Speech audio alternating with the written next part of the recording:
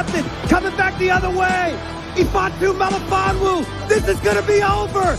Lions are going to win it. Lions are bringing the NFC North title back to Detroit. All right. Hey, good evening. It's Will Rock with Rock Down Detroit Lions Off the Cuff podcast tonight. Hope everyone's doing well. And I promise you we are going to get into nothing but football after the opening. Talking a little bit about this Cam Sutton stuff. Of course, I followed up. And sheriff's office down in Florida also followed up with me. Was able to get some additional information, and we do have a special guest coming on tonight through phone call, anonymous source. It's a police officer, so for their privacy reasons, we will keep them private. But they are going to discuss a little bit about what this means for Cam and I guess the situation as a whole, and how much worse he's kind of making it. It's a very unfortunate situation for everybody, involved. And that's why we're going to be light about it tonight and just get it done and get it over with until this whole thing blows over at some point. It'll never blow over for the victim, but I think we at least owe everybody just a little bit of information here.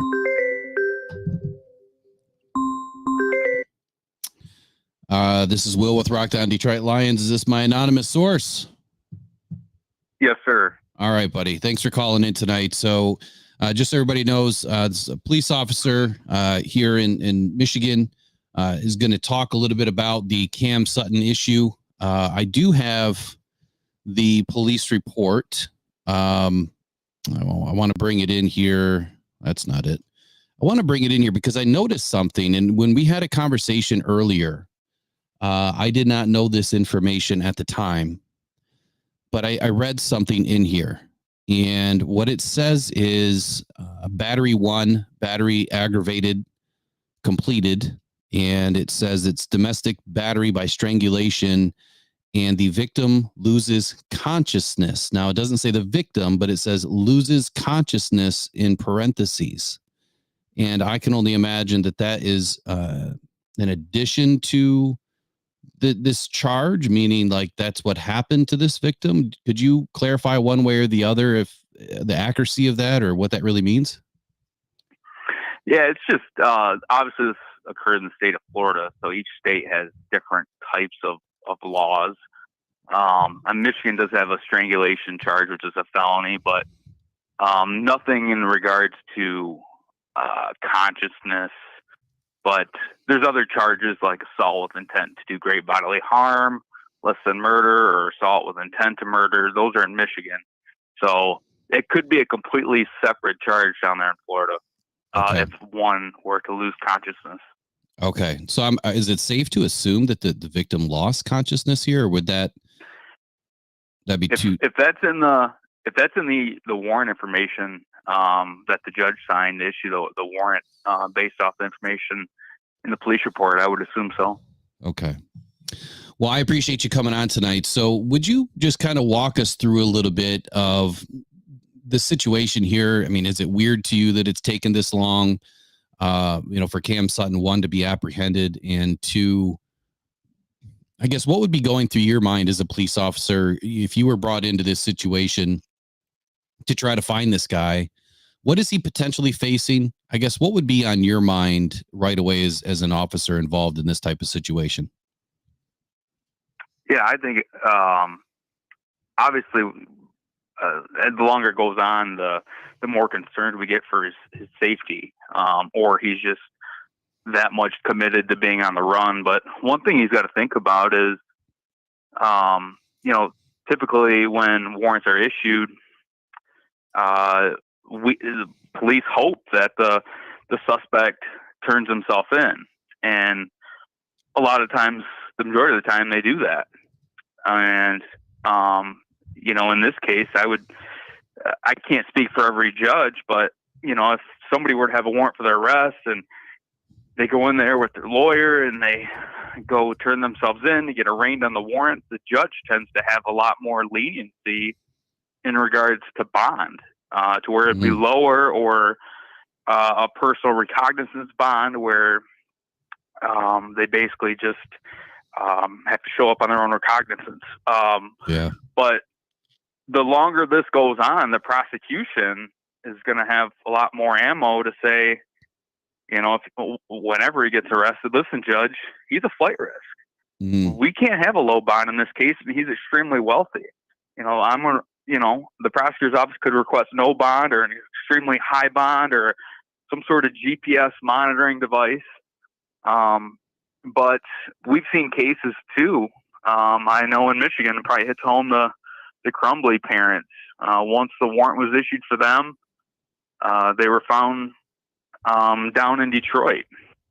And a lot of it wasn't necessarily the actual case, but it was the actions that they did after the fact that made it worse for them in court, because they were found in that warehouse, and that was all allowed in at court at their trial.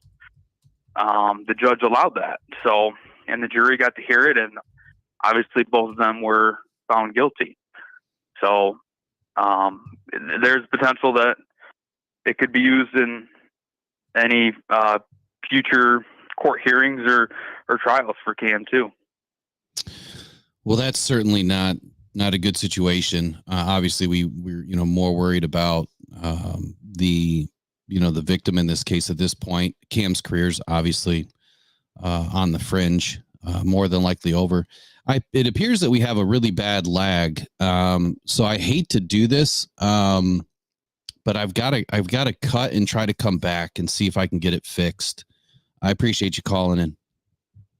Okay. All right. Thanks, man. All right. Let me see if I can fix it, guys. And then if I can get him back on, we'll certainly try. Give me 1 second. If I disappear, I'll relaunch.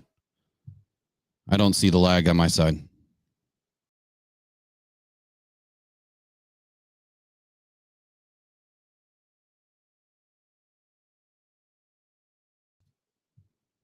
Okay.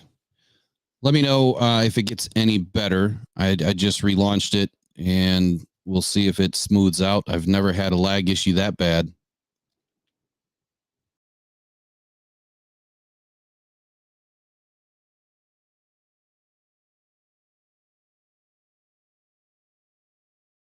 Better now? Okay. All right. If we're looking better, caller, if you would like to come back in, you can just call back if you're still on with us. As long as everybody in the chat's telling me we're good, I apologize. I don't know what's going on lately. We just got too many issues with this darn internet. All right. We got our caller back. Okay. Are you back with me now? Yes, sir. All right. Perfect. I appreciate your patience. So let me kind of ask a couple of questions, if you don't mind. I know that it's been talked about here that we start to worry about Cameron's safety, and I guess at the end of the day, I mean, he's no longer a Detroit Lion. We're covering this just to kind of, no one else is really doing this, so we're trying to cover to get all the information out there, the facts out there. I went as deep as I did to make sure that we could get as much information as we could to give the people the right information. And at the end of the day, this has no place in football. This has no place in anybody's home. I'm sure that you've been through enough of these types of situations to see that it's never good for anybody. There's no winners in this case ever.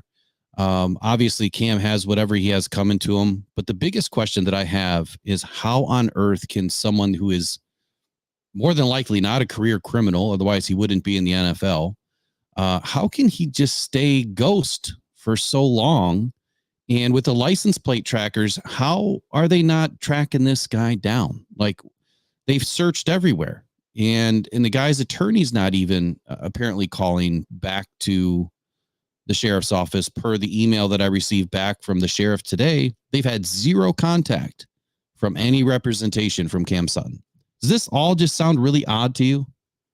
It does me. Yeah, I mean, and he was allowed. I mean, he has a 2-week head start before really the rest of the U.S. was kind of aware that he was wanted for anything. So, I mean, you can get a lot of preparation done in 2 weeks, and there's information out there about his cell phone being disabled, but I don't know why in the world, the sheriff's office would let the public know that they have him on license plate readers, because, I mean, what's the first thing he's going to do if dump his he car hears from anybody? I mean, he's going to stop driving the car, and he's, or he's going to remove the plate, something like that. But there's plenty of things. I'm sure they're going to keep in contact with several members of his family and friends, and see if they've heard from him. Whether or not they're cooperate, that's on them. But if they were to aid him in any way, that there's a potential they could be charged with harboring a fugitive. And but if, like I said, if he's prepared for 2 weeks to where he's trying to live off cash and deactivated all social media and his cell phone to where he's minimizing any electronic data that could aid in helping him, maybe changing his appearance too. Those are all options. So I'm just going to be a little bit skeptical here, or, based on what I read in the report, if this lady, this victim, alleged victim, had lost consciousness, I'm wondering if Cam had thought that maybe something worse happened and that she was not alive or something, and then bolted and didn't really know, if she was alive. This is all alleged, and I'm just guessing based on what I've read that, maybe those thoughts would go through somebody's mind, and that's why he decided to run. I don't know. But my biggest question would be this: in an initial investigation, I don't know what powers a local sheriff's office has or police office has to look at bank accounts, phone records. I don't know if you need to get FISA warrants for, that type of stuff or whatever, but is that something that they would typically do initially to try to track somebody down, is go through their bank records, credit cards, or is that just TV stuff?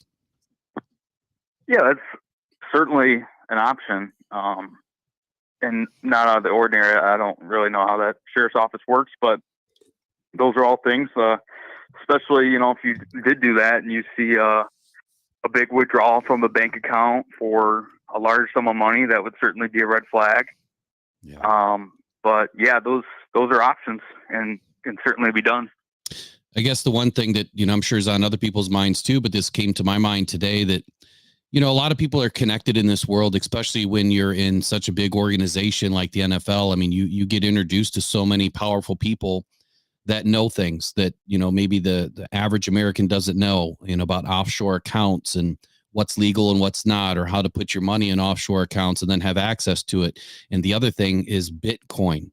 So cryptocurrency you can spend now that is not tracked. If Cam has a bunch of cryptocurrency put into, sticks or cards or whatever, he could be off the grid with millions of dollars forever. You know what I mean? So yeah, that's why this doesn't add up to me. I think that, maybe he thought something was worse than what it was. Obviously, it's a really bad situation, very grave for the victim. And maybe this dude's disappeared for good. Who knows? Yeah, and I know we spoke earlier. I mean, I think a lot of people recall the Gabby Petito case where her boyfriend was suspected of killing her, and once the police were really looking for him, and the whole U.S. I mean, it was a big deal. It was a big news story, and everybody was looking for him, and they kind of had an idea it may have been where he went, and it took at least a week to bring that to a conclusion. So I'm not saying that that's going to be the outcome. I'm just saying it was very publicized, and there's a lot of agencies and people trying to look for him, and it still took a significant amount of time. Yeah. Well, I think for me, I just wanted to share the information, with people one more time, that, what we had found out were the actual charges, and that the alleged victim had lost consciousness according to the report. As of my conversation with the sheriff's department around 2 p.m. today, Cameron Sutton was still not in custody. And according to Dave Burkett apparently reached out to the sheriff's office as well. And they were not under the impression that there was any need to worry about Cameron's safety at this time. And that one kind of threw me for a loop too, because I mean, after 2 weeks and something as serious as this, I don't know how on earth anyone could not fear for somebody's safety or even, the public safety. What else is going on in this case? With Cam, could he hurt somebody else if they do see him or spot him or, attempt to do, help the police out, Yep. Go ahead. I think, once he gets arraigned, I would assume that the police report will become public. Obviously, there'll be a lot of redactions with identifiers for the victim, but everything points to it being one-sided because Cam never gave his version of events that occurred, and we don't really know, where it started. If this victim actually called or if it was a neighbor. There's more than one witness.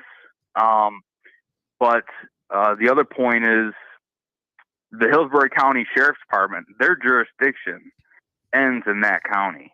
Oh. So they really have no authority to go into another county and look for him. Now they could go with the police in that county, but I got to imagine that they're reaching out to other agencies to where and maybe even in other states to where they think he may be, so that we can speed this along and fight it in court. Yeah. Well, you had brought that up earlier in our phone call before today's show that you had spoke to the U.S. Marshals a little bit and how they get involved in some of these situations. Could you just speak to, maybe, I guess what you would advise me of, like there's some situations that are more grave than others and maybe where they would spend their time or where they wouldn't. It's a good point that their jurisdiction ends in Hillsborough.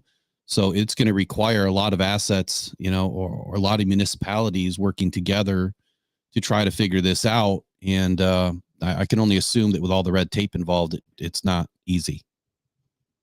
Right. And that's one thing the U.S. Marshals do is they really don't have any boundaries. They're a federal law enforcement agency, so they cover the entire United States.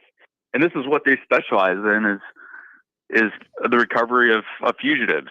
Now, if this were to fall in the parameters of something that they would take on, that's up to them. I don't know, but I'm sure that maybe Hillsborough County Sheriff's Office probably reached out to them for some sort of assistance because, like I said, that's what they specialize in. Yeah. Well, my number one goal is not to make things more difficult on the Detroit Lions. We just wanted to get, like I said, the information to the public so they know kind of what's going on. Obviously, Cameron Sutton has been let go as a Detroit Lion, and don't expect him to come back anytime soon or probably be an NFL player ever again at this point. So I certainly appreciate your call. And as we get more information, we'll let everybody know. But appreciate you and your service, Ben, and keeping our counties and cities safe, and keep on doing what you're doing. All right. Thanks, sir. Have a good night. You too, Ben. Bye-bye. All right. Let's get on to some football. Let's change this tone. Anyway, as you can see, the report heavily redacted, I should say. And there are some more questions that I have out there, additional FOIA requests and things that they're working on answering. I did get a response back and access to a portal so I could get some of this information. This is not normally the stuff that, I cover here, but it's part of the team. It's part of football at this point right now. And we just wanted to make sure that everyone has the correct information. But let's get on to some football today. So part of tonight is I wanted to review a full first round mock draft. I took a lot of time today to put mine together. No trades in the first one. We're going straight up with this one. No trades, just trying to see where things are going to fit. And as we get through the next couple of weeks, we're going to implement some trades. I do believe that there will be a few trades in the first round, back and forward, for multiple teams. I believe that the Arizona Cardinals are going to be players. I think that the Minnesota Vikings are going to be players and moving up and down the board. And quite honestly, there was one other team that interested me in potentially making a trade. Let me pull it up here.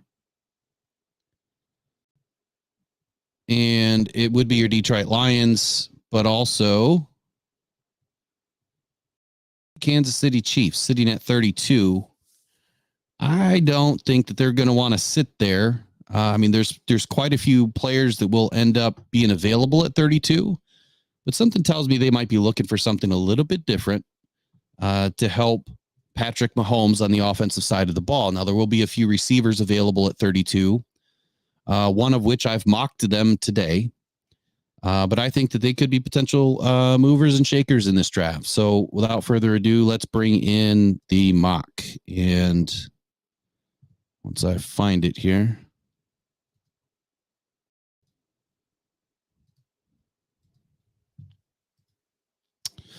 Okay. Hope you guys can see that okay.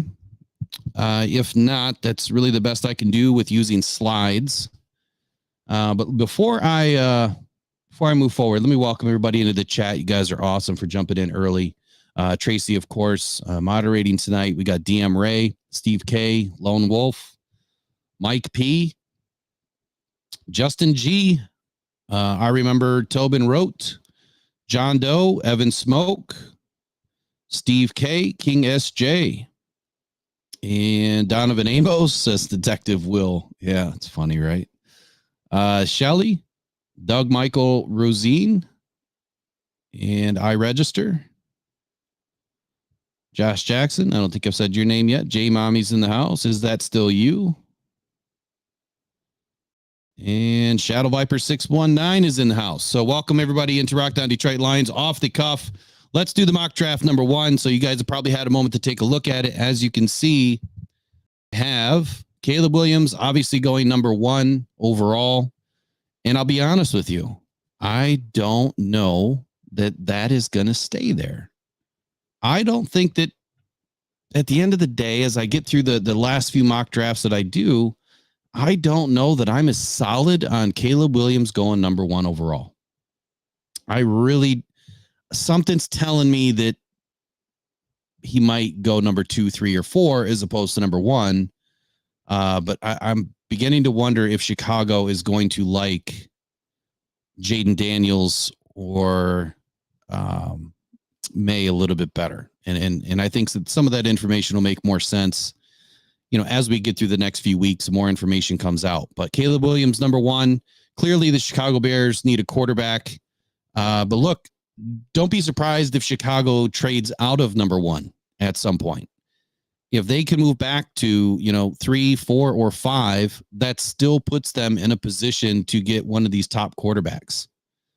And I do love, the fact that there's going to be a lot of movement in this draft.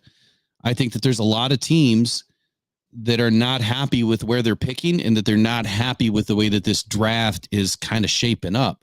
The more information that I study and the more mock-ups that I do, and I mean, just going through all the measurables and all the times. I mean, you guys seen the back scene view today. I'm developing what is essentially my own kind of PFF grading system. And I'm building out a system that will tell me based on previous drafts and measurables and times and everything else, where these players should be ranked. And it's by positional rank, not overall rank. So if I have like Darius Robinson as like the number 1 defensive end over Gabriel Murphy, so to speak. And if I had Javon Solomon as the number 2, that's what this system is going to build out. And within about 3 seasons, 3 drafts, I will then know if it's right. Now there's going to be a lot of tweaks. It'll never be fully spot on. But I'm trying to develop a system that will give us more information and help us kind of figure these players out a little bit better. It's just for fun, right? It might turn into something if it works, but right now it's just something that I'm trying to produce to kind of give you guys more information so we can have more intelligent conversations about these players.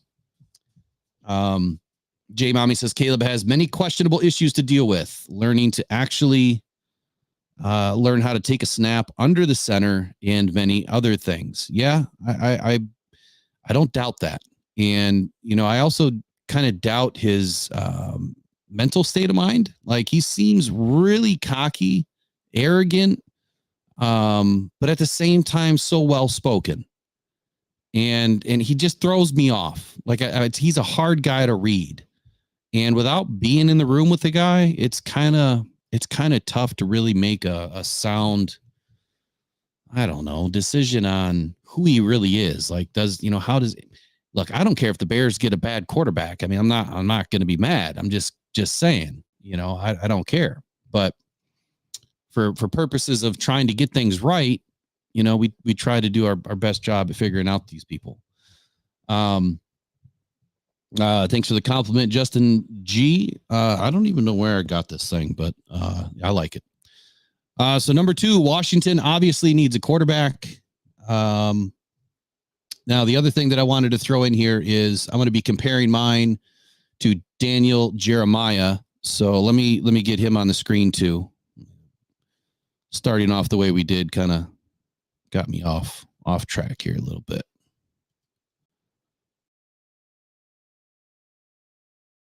All right, so I have not looked at his, and he's got Caleb Williams too. I wish I could bring up both at the same time, but my next pick is Jaden Daniels going to Washington, and Daniel Jeremiah has Drake May, as you can see right here. Now, I do believe that Washington obviously is going to be taking a quarterback. I just don't know if it's going to end up being Jaden Daniels at this point. I do believe that Jaden Daniels has an opportunity to move up the board, number 1. And I am not going to forget about J.J. McCarthy right now, who's making some nice waves in the NFL media landscape, as well as with the NFL owners. He's been highly praised with the way that, he speaks, obviously with his football intelligence. The one knock on him so far is he's just not as polished, even though he's coming out of, an NFL type of offense. He's just not as polished with some things that, he's going to have to learn as well. But something tells me J.J. McCarthy is not going to have a problem learning. And there's also another team that I think would like J.J. McCarthy, and that is actually the Patriots. I think that the Patriots would love to have another shot at a Michigan quarterback. And I think that he would be a great matchup there. So third up is Drake May. And I will tell you that I'm not fully confident that we're going to have 3 quarterbacks going 1, 2, 3. Could be some trades. And Jeremiah, I'm not going to keep bringing him back and forth, but Daniel Jeremiah has Jaden Daniels going number 3 to the Patriots. Now, Daniel Jeremiah has the Vikings moving up to number 4. Look at this. Number 4 taking J.J. McCarthy. Now, that's interesting. I have obviously no trades in this mock. So Arizona Cardinals taking Marvin Harrison Jr. And I look, Marvin's also got questions around him. He's been kind of ducking everybody. And quite honestly, I think that Xavier Legette, like I've said from day one, you guys heard me say it with Adam and Neba on the show about a month ago now, or 2-3 weeks ago. Xavier Legette, in my opinion, will end up being the number 1 wide receiver out of this draft. And what I mean by that is not number 1 overall. He may not get picked first, but this season and next season, down the line, he will end up being the number 1 overall wide receiver out of this draft. The kid is way too good, way too smart, very down to earth. Matter of fact, his accent has gone viral over the last couple of days. The way that the kid talks, I mean, he's super intelligent. You can listen to him talk all day. He knows his stuff. So I got Marvin Harrison, number 4, and Daniel Jeremiah has JJ McCarthy to the Minnesota Vikings. And next up, number 5, Daniel Jeremiah has Marvin Harrison Jr. going to the Jets. I have Romy Odunze. Now, the Jets, I guess, if they're players and they're going to move up, they only have to move up. What? How many spots do they need to move up there in that move? Where are the Jets? So they're at 10. So they're moving up 5 picks to grab Harrison, according to Jeremiah, when they could just sit tight and grab Romy Odunze.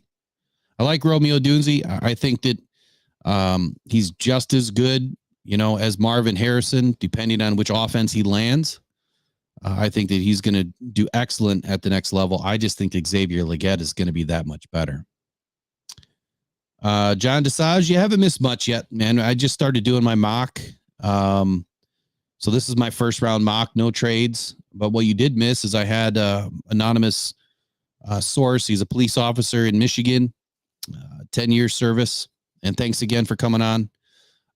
Talking about the Cam Sutton issue. I've got the police report. I shared the police report. So that's about all you missed. You can go back and watch it later. Next up, we have pick 6. I've got Joe Alt going to New York Giants. This is a tough one because if the Giants are really trying to compete right now, I don't think that you can pass on building the trenches. And then that's how I pick. So when I look at, best player available and a need and kind of where the Giants are, I mean, they still have a quarterback. So I wouldn't expect them to go out and find a quarterback right now, like taking JJ. And if that's something they wanted to do, then they would probably want to move back a few spots and still be able to grab JJ McCarthy. But I think that Joe Alt is too amazing of an athlete and a tackle. You would want him protecting your quarterback. So if they don't get a quarterback now, but they bring in a tackle now, they can get a quarterback later or next year and have their offense, already assembled. Their trenches already assembled. Yeah. So Latu, Hatter's House. I do not like Latu. I don't like the neck injury.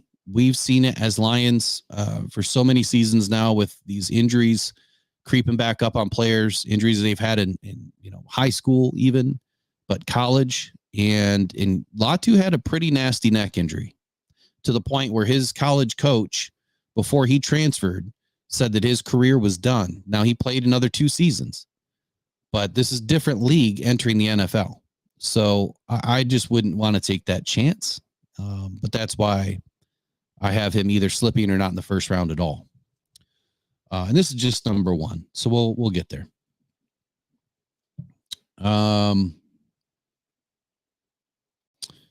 Okay. So pick 6 for Daniel Jeremiah. He has the New York Giants taking Malik Neighbors.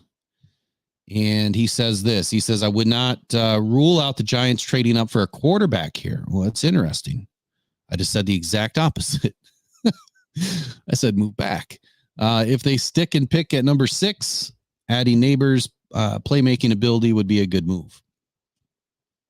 Now, the next up, Tennessee Titans. He has them taking Joe Alt. And, of course, I have the Tennessee Titans addressing the defensive line, taking Dallas Turner. Now, I will tell you this. In my system here that I've put together, we'll go over it the next show when I've got it more dialed in.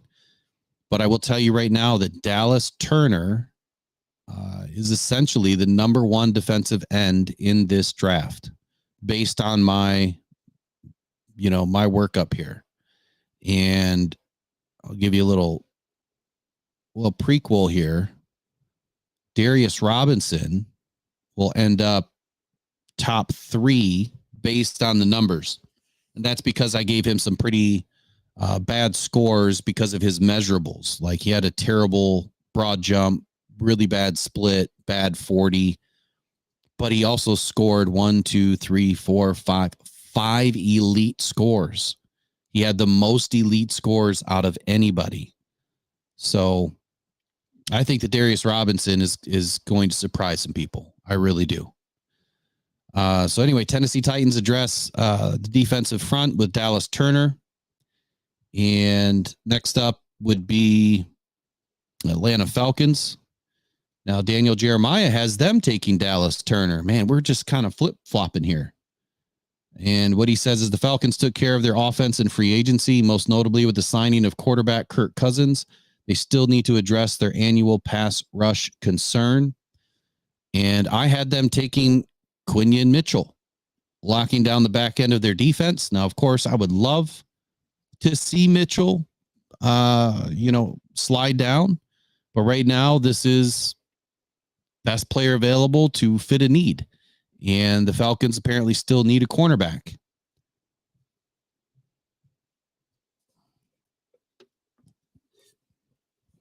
All right, next up, we got Chicago again. See, I see Chicago moving around. They've got 2 picks inside top 10. And I think that they're going to, if Ryan Poles is smart, which I don't think he is based on what he's done so far, and that would be shared by a lot of people in the industry wondering what the heck Ryan Poles is up to because he's just spending cash left and right. And he's going to put that team into a bad situation. And then you trade away, Justin Fields for next to nothing. I think that they're going to move. But anyway, you bringing in a quarterback, you've got to bring in a tackle. You've either got to give him someone to throw to or someone to protect him.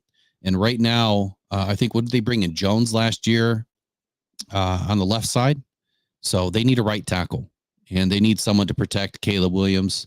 And that's why I think that they'll go offensive line. At least for me, that would be the smart play. Otherwise, they're going to go receiver to give him somebody to throw to. But I believe that between the receivers that the Bears already have, probably not a high priority at this point. Next up, Byron Mitchell going to the Jets.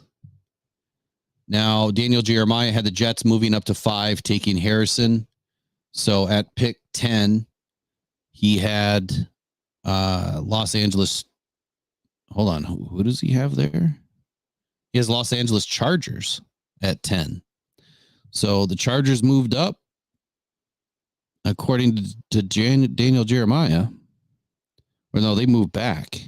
They moved back from 5. So anyway, I have Byron Murphy going to the Jets. Obviously, the Jets are going to need some help on their defensive line. Would they lose? They lost Bryce Huff, right? I can't remember who everybody they lost this year, but they do need some help on that defensive line. And Byron Murphy probably had one of the best combines, even though his measurables are not the greatest. He still is somebody that has such a high motor. He's almost like that Aaron Donald number 2. Don't know if he'll ever be as good as an Aaron Donald, but I think that I would rather take that chance on somebody like Byron Murphy than not. I think that he's too good, and he's proven that through his play with the Longhorns that he's worth a shot that early in the draft. Now, the interesting thing is Daniel Jeremiah had the Vikings moving up to number 4 to take J.J. McCarthy. I obviously didn't do any trades, but I also pegged J.J. McCarthy to the Vikings at number 11. And, of course, at number 11, he would have had the Arizona Cardinals taking Jared Versay.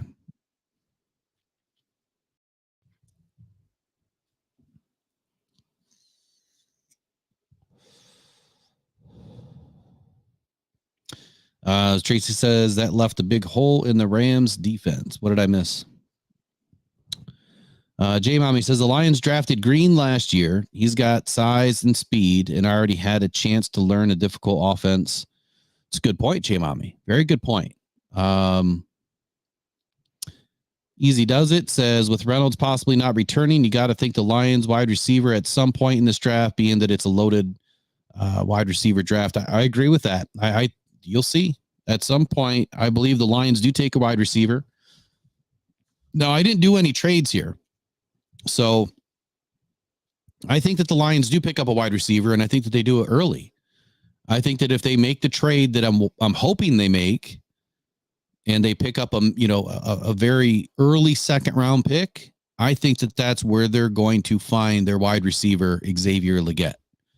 If Xavier Legette doesn't jump up into the first round, he could go 29.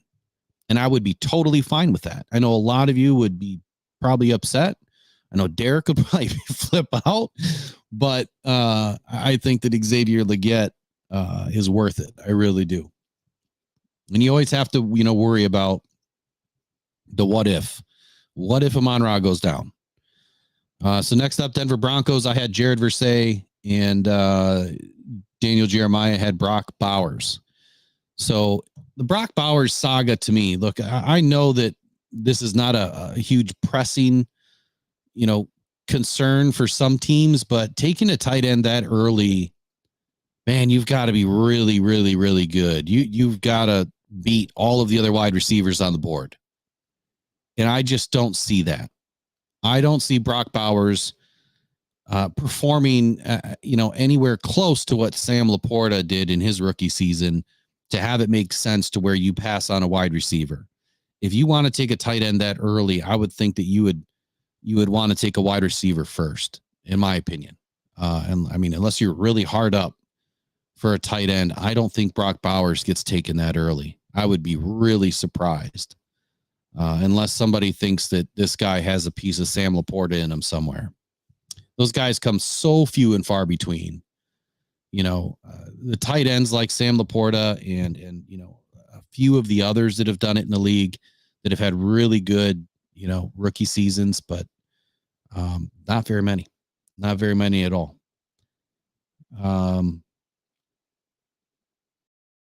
J Mommy says the Vikings already have McCarthy work out for them. Interesting. Must have been one of their pre-draft visits.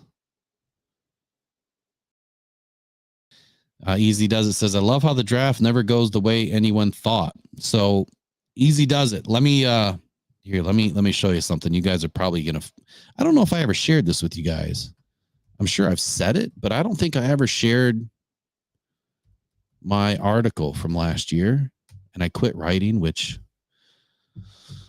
I need to get back to writing. There's just no time. I've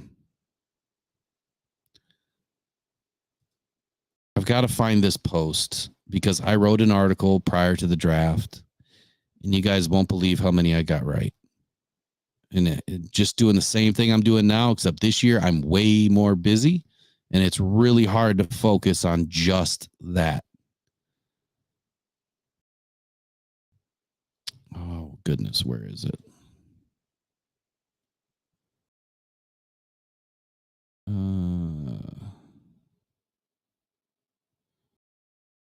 Is this it? This might be it right here.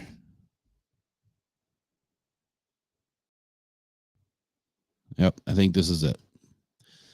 If not, it's still a good one, but copy and paste that in, or save it for later. Read it later. I think you guys will be surprised at the work that I did there. At least that tells you a little bit more about me and the kind of work that I do, I guess. All right. So where were we? We were at Oakland. So Oakland, pick 13. Now, they do need a quarterback technically because they have Gardner Minshew and Aiden O'Connell. I think that the Raiders roll with that this year. I think that, according to Daniel Jeremiah, he's got them taking Michael Penix, which is not a bad pick, especially at 13.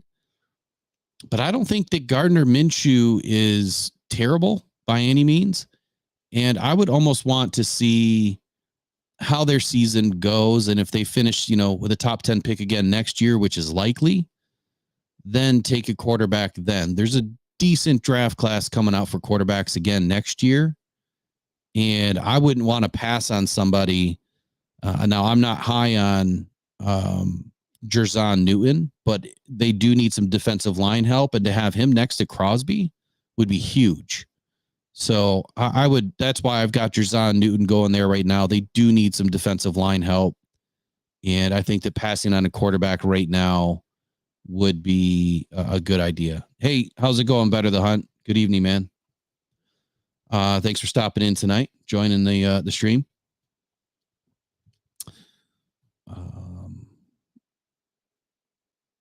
Okay. So next up, we've got pick 14, Saints. Now, Saints are in an interesting situation this year. Daniel Jeremiah's got them taking Fashanu, offensive tackle. I think that's a good pick. I think that's also, someone that clearly fits what the Saints need. But I went in a different direction, and I went with Fontenot instead of Fashanu. So we are aligned right there. Pick 15, Indianapolis Colts. Daniel Jeremiah had Quinion Mitchell. Obviously, I had Quinion Mitchell going number 8 overall as the number 1 corner in the draft. And I gave Indianapolis Colts Terrion Arnold. Now, of course, I would love to see some of these guys drop to the Lions, but it is what it is, man. It's not going to happen unless we move up. Raiders do have Christian Wilkins, I do believe, yes. But they still need some defensive line help. All right, so next up we have Seahawks. And Daniel Jeremiah has them taking offensive tackle Fontenot. And, of course, I already had Fontenot going to the Saints. But they also need a center and a guard. So I pegged, obviously, Jackson Powers Johnson going 16th overall to the Seahawks. I don't think that you can pass on Powers. If you need a center in this draft, you can't pass on this guy. If you need a guard in this draft, you can't pass on this guy. He can play both. If you have a decent center that can play out this year and you bring him in as a guard and allow him to learn the offense, and then he takes over as center the second season, I think that's a phenomenal way to, get your guys to grow quickly within the league without being baptized too hard. Next up, Jacksonville Jaguars. Daniel Jeremiah has Terrion Arnold going there. Jacksonville taking a cornerback. I have them taking an edge rusher in Chris Braswell. Braswell is going to be a very intriguing prospect to me. I do like how his tape came out and how hard this guy works and his measurables, everything about him, the defense that he came from, his production. I think that he's an exceptional edge rusher, and we'll see. We'll see what happens. We'll see what needs, that they're going to have, or best player available after all these crazy trades happen in the first round. Next up would be the Bengals, and Daniel Jeremiah has them taking a tackle, but it's J.C. Latham. And he said addressing the offensive tackle is a must for the Bengals, even with Trent Brown signing a 1-year deal with the team. In a draft that is stacked at the position, they should be able to stay patient and have a talented player fall to them. I think Amarius Mims is a better fit. I really do. I think that he's a better overall fit for what the Bengals need. And Amarius Mims, coming from Georgia, he had an excellent season this last year. I don't see how you can pass up on Mims right here. Rams, obviously they need some offensive line help, and they need some edge help. The Rams, Daniel Jeremiah has Latu going to the Rams, and he said that I think adding a complimentary edge rusher makes a lot of sense with the 2023 rookie sensation Kobe Turner, the main man in the middle following Aaron Donald's retirement. Latu is the most natural pass rusher in the class. I have the Rams protecting Matthew Stafford with Amarius Mims. No, I'm sorry, Graham Barton, not Mims, Graham Barton. I do think that the Rams are probably going to go after a defensive tackle or potentially an edge rusher. But for today's exercise, I have them taking a tackle.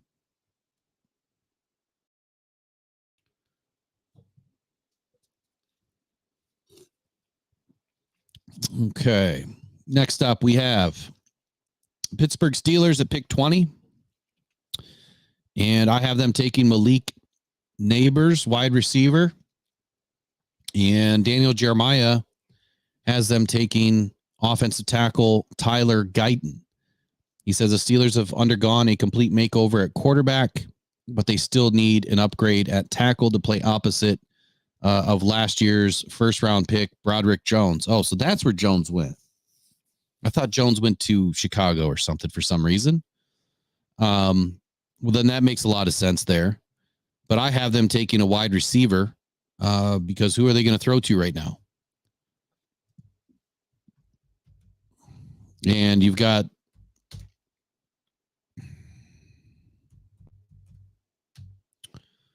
both quarterbacks there. You've got Justin Fields and Russell Wilson.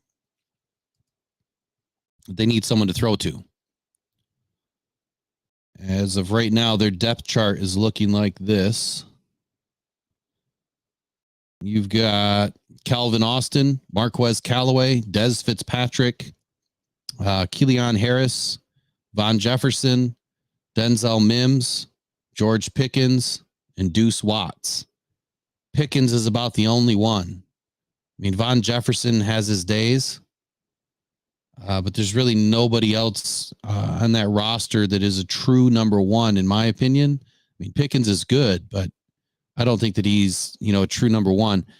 Adding a guy like Malik Neighbors, I think instantly upgrades Pittsburgh's offense.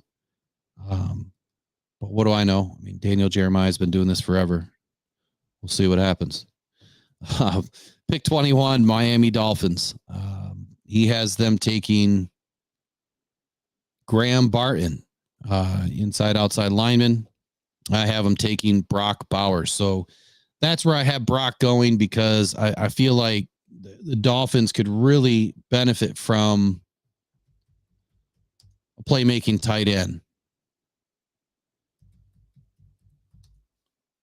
Probably should have had all the rosters up. I'll just pull it up here real quick. So on offense here for the Dolphins, and I'm going to go in depth a little bit more on some of these as they get closer to the Lions pick, but they have like 4 tight ends on the roster, but Tanner Connor, Jody Fortson, Julian Hill, Jonnu Smith, and Durham Smythe. Bunch of nobodies. So that's why I think that Brock Bowers will fit in nicely with the Dolphins. I mean, they've got a really good team. They played great last year. They just kind of broke down at the end, and I think that by adding another playmaker on the offense, as long as Brock Bowers does what he does, in college and at the next level, they're adding, a pretty good playmaker. I just don't see another wide receiver other than Brian Thomas, who goes in 2 picks that I think could have been, the other option there. But wide receiver wise, I mean, they have Tyreek Hill still and Jalen Waddle. So that's why I didn't think that a wide receiver would have fit, because there's really not a fit right now, unless for some reason they're thinking about getting rid of Tyreek Hill, or if Tyreek Hill is going to be suspended based on his domestic issue that he's going through. Next up, we have Philadelphia Eagles.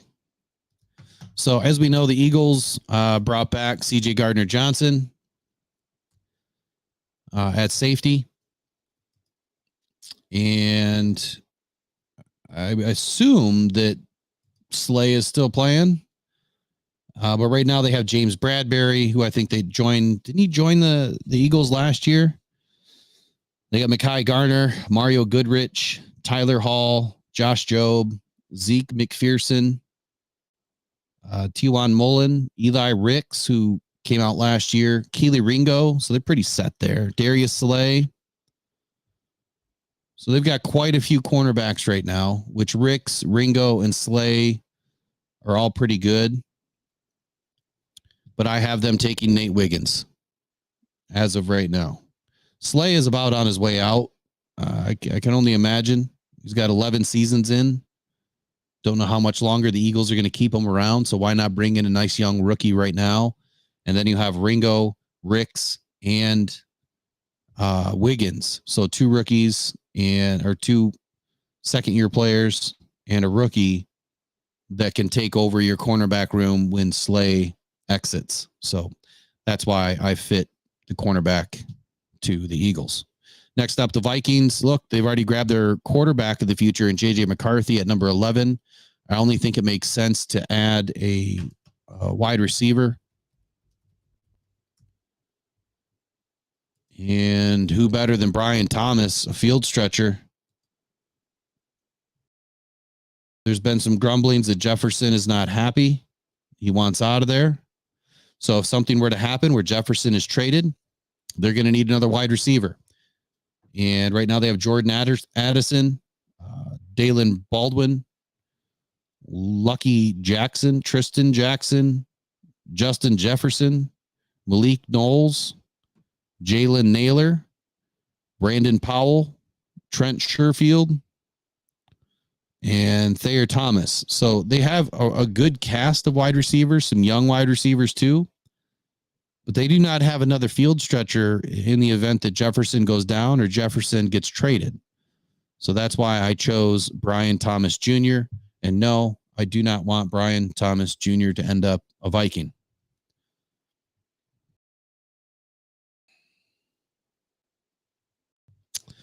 Okay, let's see here. Next up, we've got the good old Cowboys.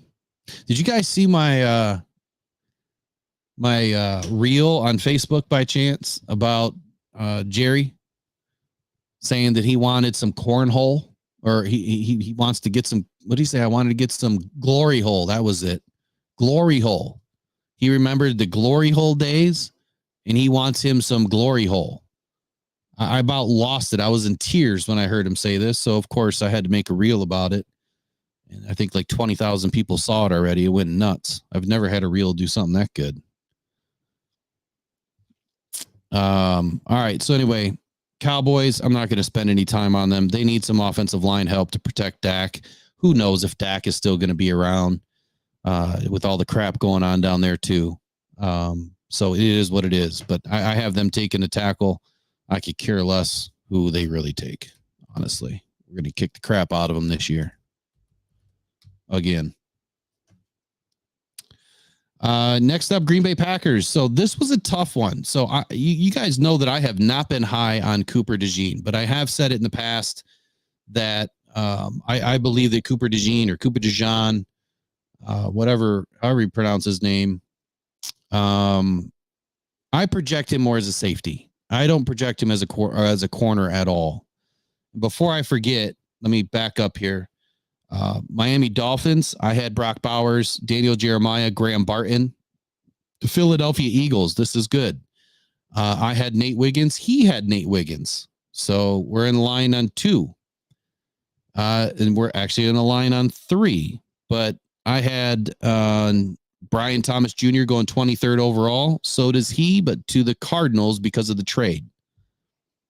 At 24, Dallas Cowboys, he had Jackson Powers Johnson slipping to the Cowboys. I gave him Tyler Guyton. So, I mean, I guess we're similar frame of mind there. But Green Bay Packers, he has them taking an offensive tackle to help protect Jordan Love, which is a good move. He has Amarius Mims. I think that's a good move. But I have Cooper DeJean. Cooper. We're just going to call him Coop. I think he's projecting more as a safety. And we know that the Packers missed out on the best overall safety last year. Something tells me they're not going to want to do that again. So whether that is Cooper or they jump up and take the other safety, goodness, what's his name? Nubin or something like that. The first overall safety could be a potential, or Green Bay could be trading back to add some more picks and still do whatever they need to do. At 26, I don't like this pick by Daniel Jeremiah because he has them taking Darius Robinson. The Bucks obviously need some help on their defensive line. Robinson does offer some versatility. He's physical. He's athletic. He would be a great complement to one of, and as one of the best sleeper picks is how he's putting it. So I obviously didn't give them Darius. I gave him a center. And if we look at the Bucks roster, They need to protect Baker Mayfield. And I think that at this point, Zach Frazier would probably enter the league as a guard if he goes in the first round. I think that he would start as a guard and work his way over to center. I don't think that he would just step in at center right away. And I do believe that the Bucs could benefit from a guard right now. Let me just pull it up. There's no way on earth I can remember all of these.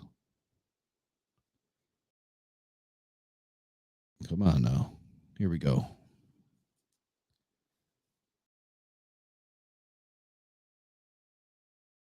Okay, so they have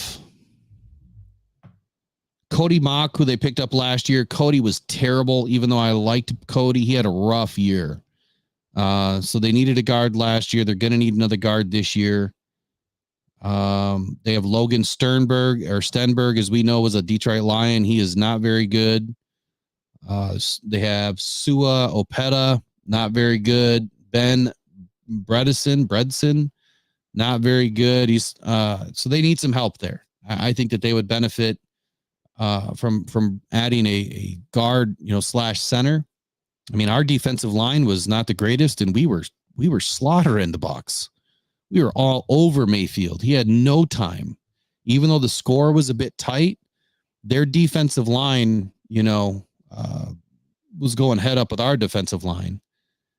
So I don't see where they would want to add to their defensive front at this point. But again, this is just mock number 1. We'll see how it goes.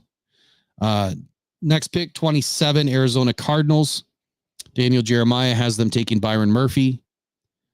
And I have them taking Kool-Aid McKinstry, which I hope that doesn't happen. I'm hoping that he slides. But Byron Murphy's a great pick too. But I had him going way earlier to the Jets. Daniel says that the Cardinals make the last of their 3 first-round picks in this projection and get the best interior pass rusher in the draft class. So in this scenario, they wrap up round 1 with arguably the best outside and inside pass rushers available and a receiver who offers as much upside as any pass catcher in this crop. Yeah, we can't allow the Cardinals to have 3 first-round picks. That's just not, that can't happen. But you guys heard me. I've said it. I think that the Cardinals are going to be the 2024 Texans of 2023. I think they're going to make a huge leap this year. And it starts because they have a ton of draft picks. All right, so one more before the Lions pick. We have the Buffalo Bills. And Daniel Jeremiah has Jerzon Newton sliding all the way to 28. I will say this about Jerzon Newton. And I know I selected him a little bit early to Oakland. I mean, you could swap him and Murphy. You could do a lot.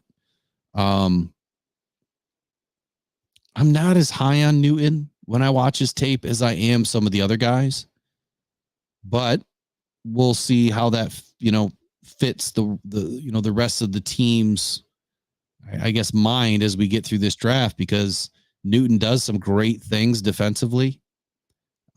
He does power his way through double teams like butter, but he just doesn't finish as much as I'd like to see, somebody finish. He just doesn't finish that great.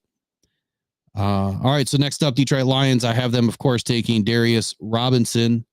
I think the Lions, based on recent events too. I mean, look, I could see them taking a corner because of what's going on.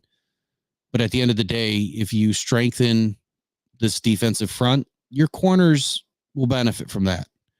And I think that we have 2 starting corners right now between Amik and Carlton Davis. I mean, that's who it is. But Brad Holmes is going to have to really beef up our cornerback room. He's going to have to. He doesn't have a choice.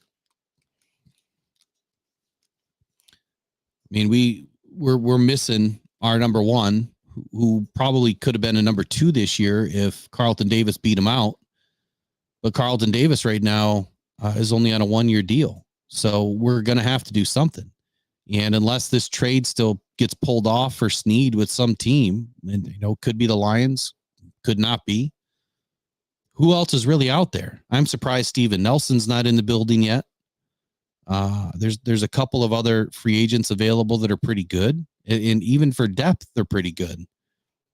So if we're not any more active before the draft, bringing in corners that are top tier corners that can start and handle the outside, Brad Holmes is going to be taking a corner in this draft. I guarantee it. The free agency is going to tell you what he's going to do. So if he doesn't go out and find another number one, he's going to be taking a cornerback with his first pick. And that's what Daniel Jeremiah thinks. He thinks that the Detroit Lions will end up with Kool-Aid McKinstry.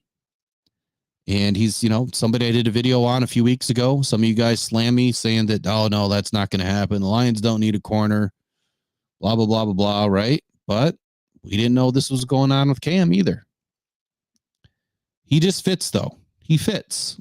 Kool-Aid, especially after watching his pro day, dude flew, man. He had great footwork. I know he ran between a 4.3 and a 4.47, or a 4.43 and a 4.47, and that's perfect. As long as it's sub 4.5, I'm happy with it, because it's his football intelligence and his instincts and his intuition that is going to help him make plays. It's not so much his speed. Yeah, I think McKinstry is going to rise too, especially if his foot checks out fine here in a couple of weeks, which obviously it's fine. He's running on it just fine. Okay, last three picks. Daniel Jeremiah has Baltimore Ravens taking Cooper, and I have the Baltimore Ravens taking Adonai Mitchell. Ravens roster.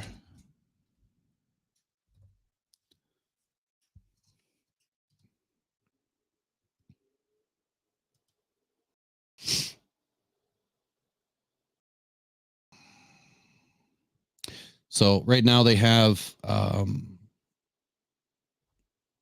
it's not Michael Thomas, is it?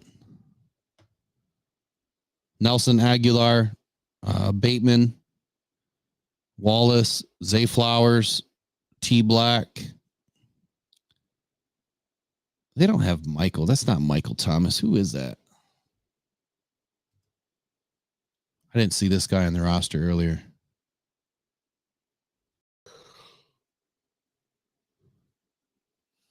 Oh, it is a Mike Thomas. I've never seen him before.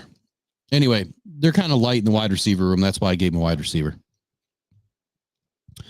Next up, San Francisco 49ers. Daniel Jeremiah has them taking Chop Robinson.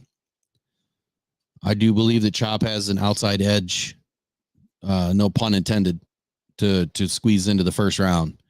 And this would be a perfect pickup for the San Francisco 49ers. But they already have Leonard Floyd, Yuta Gross-Matos, and Nick Bosa. So that's a pretty loaded front.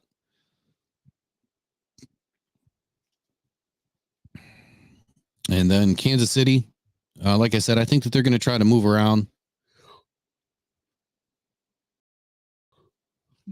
Excuse me. Daniel Jeremiah has them taking Adonai Mitchell. I have them taking Troy Franklin. So overall, I mean, I think Daniel and I were somewhat similar on, some of our picks, just different names,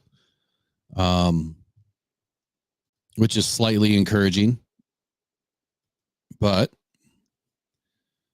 there's still a lot of time between now and the draft. And my final mocks and that don't come out until the night before, and we do it live together. It'll be prepared, but we'll do it live.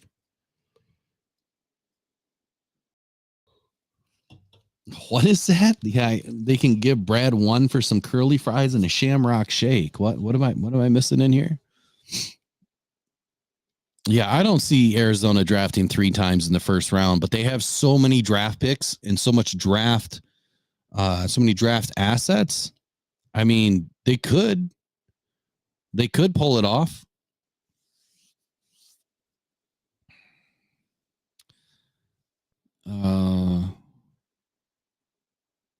Yeah, I don't want to see Mitchell on KC. I don't want to see Franklin on KC. I think that, with Rashee Rice already on that squad and what he did last year, I mean, they have to build their wide receiver room out. I mean, they're pretty short on wide receivers.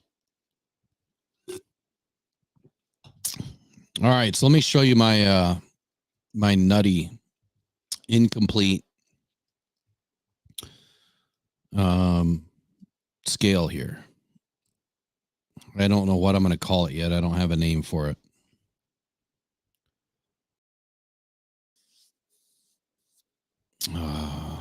Let's see here.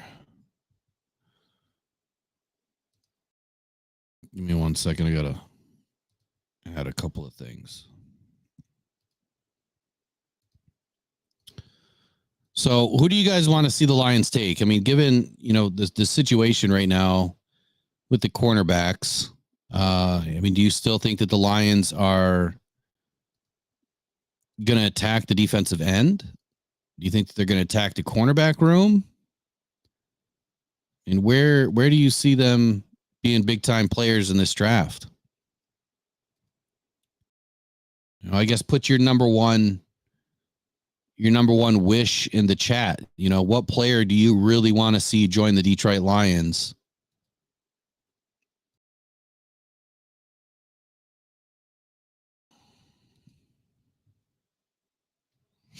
I like Xavier Leggett. I really do. It just all depends on what happens with the rest of the picks. I mean, if Darius Robinson goes early, I think you almost have to, go with best player available, right? But you also have needs too. If you can, join them together, then I think that it fits.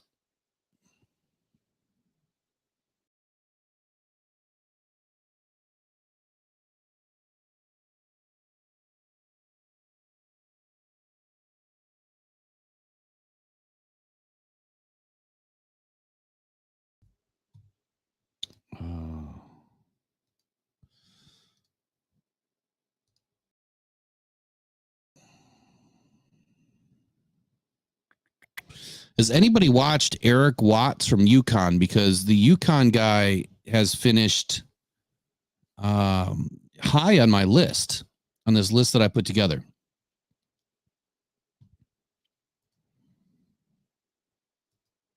Eric Watts is somebody that I'm going to watch tonight, so we'll see how it goes. But before I go much further, I do want to give a shout out to Sheila Hamp, for making sure that our Detroit Lions are going to be headed in the right direction and doing the right thing. Obviously moving on from this whole Cameron Sutton issue right away was the right call. And I think it speaks volumes to what this team is all about. Yep, we're going through another issue. We'll get through it. But the fact that they didn't even hesitate tells me that this team is all about the right people, and the right people will help you win championships. But it's important to have, your moral compass in line before anything else. And that was my big question. Are they going to put the team before, this situation, or are they going to put this situation before the team? And they put the team first, which means, I know that kind of sounds backwards, but they put their morals, their values, their, identity, everything above having a player. So I really think that there's a couple of things going on here in this draft. I think that number one, that the Lions are potential to move down and add picks. I think that the sweet spot for them is pick probably 42, 43 without knowing who's there. Like if they could pick between 40 and 45 and still somehow pick, at 29 or 35. And I think that they'll be able to grab the players that they need. I think that Brad is going to have to give up some future draft picks.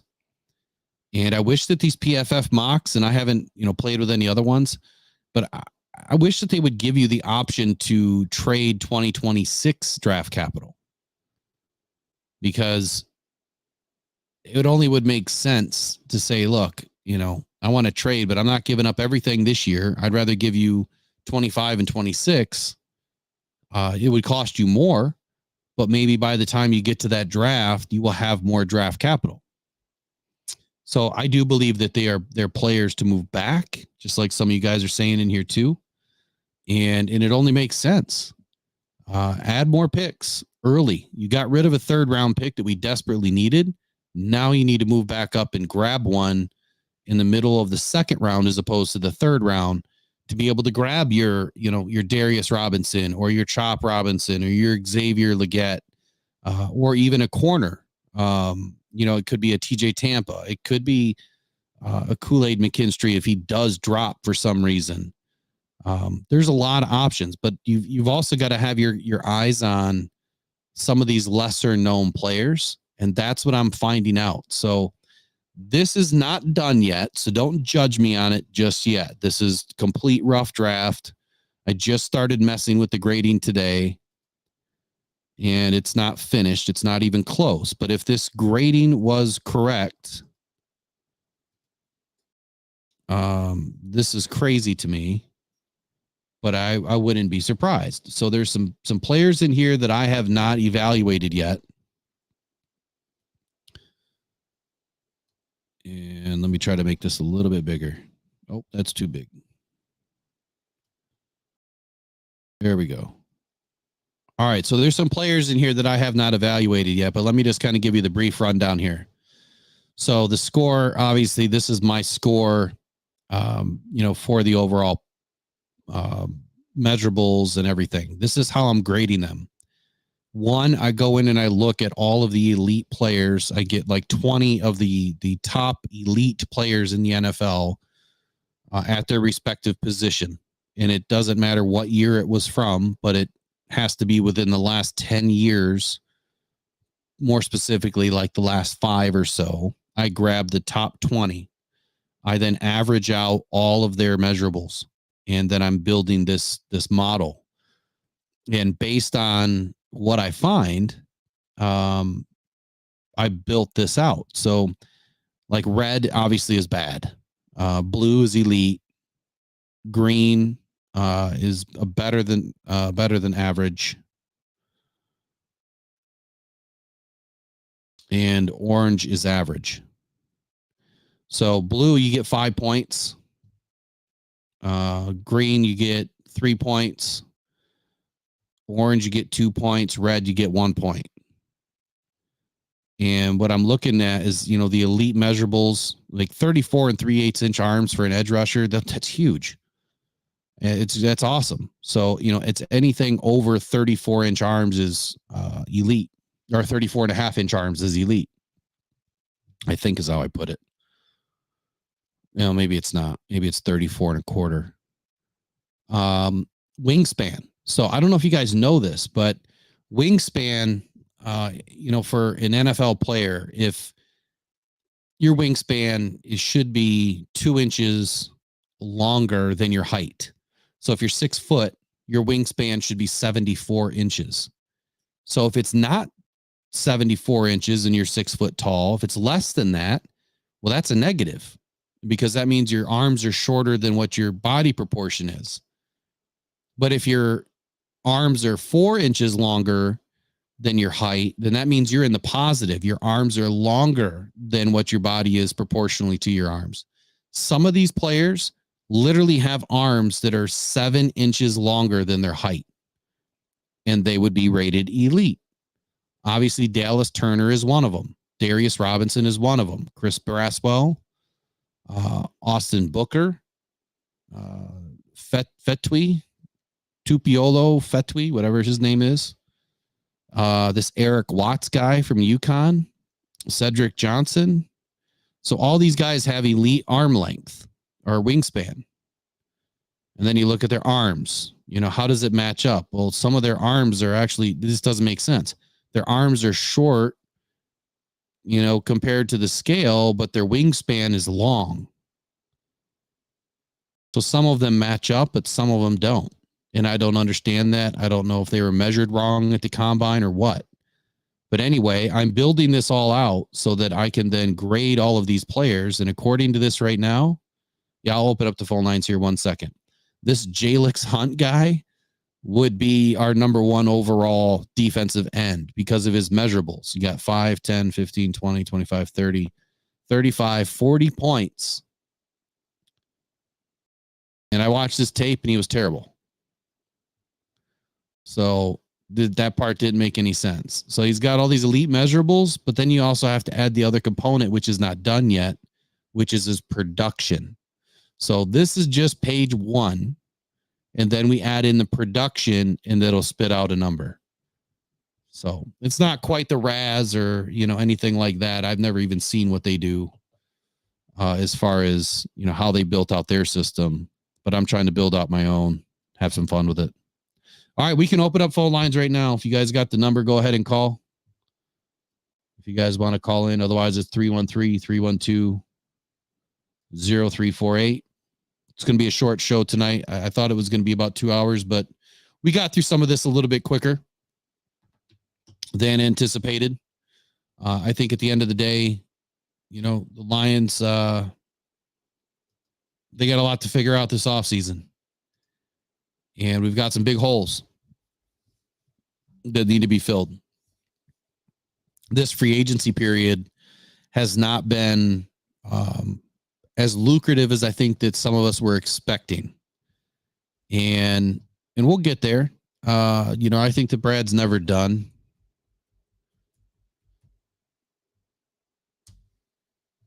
We'll get there. But I do believe that, this season has a lot to behold for us. I really do. I think that we're going to be just as good as we were last year, if not better. Hey, this is Will with Rockdown Podcast Network. Who do I have? Donovan. Donovan, what's happening, man? What's up? Oh, just another day. I think.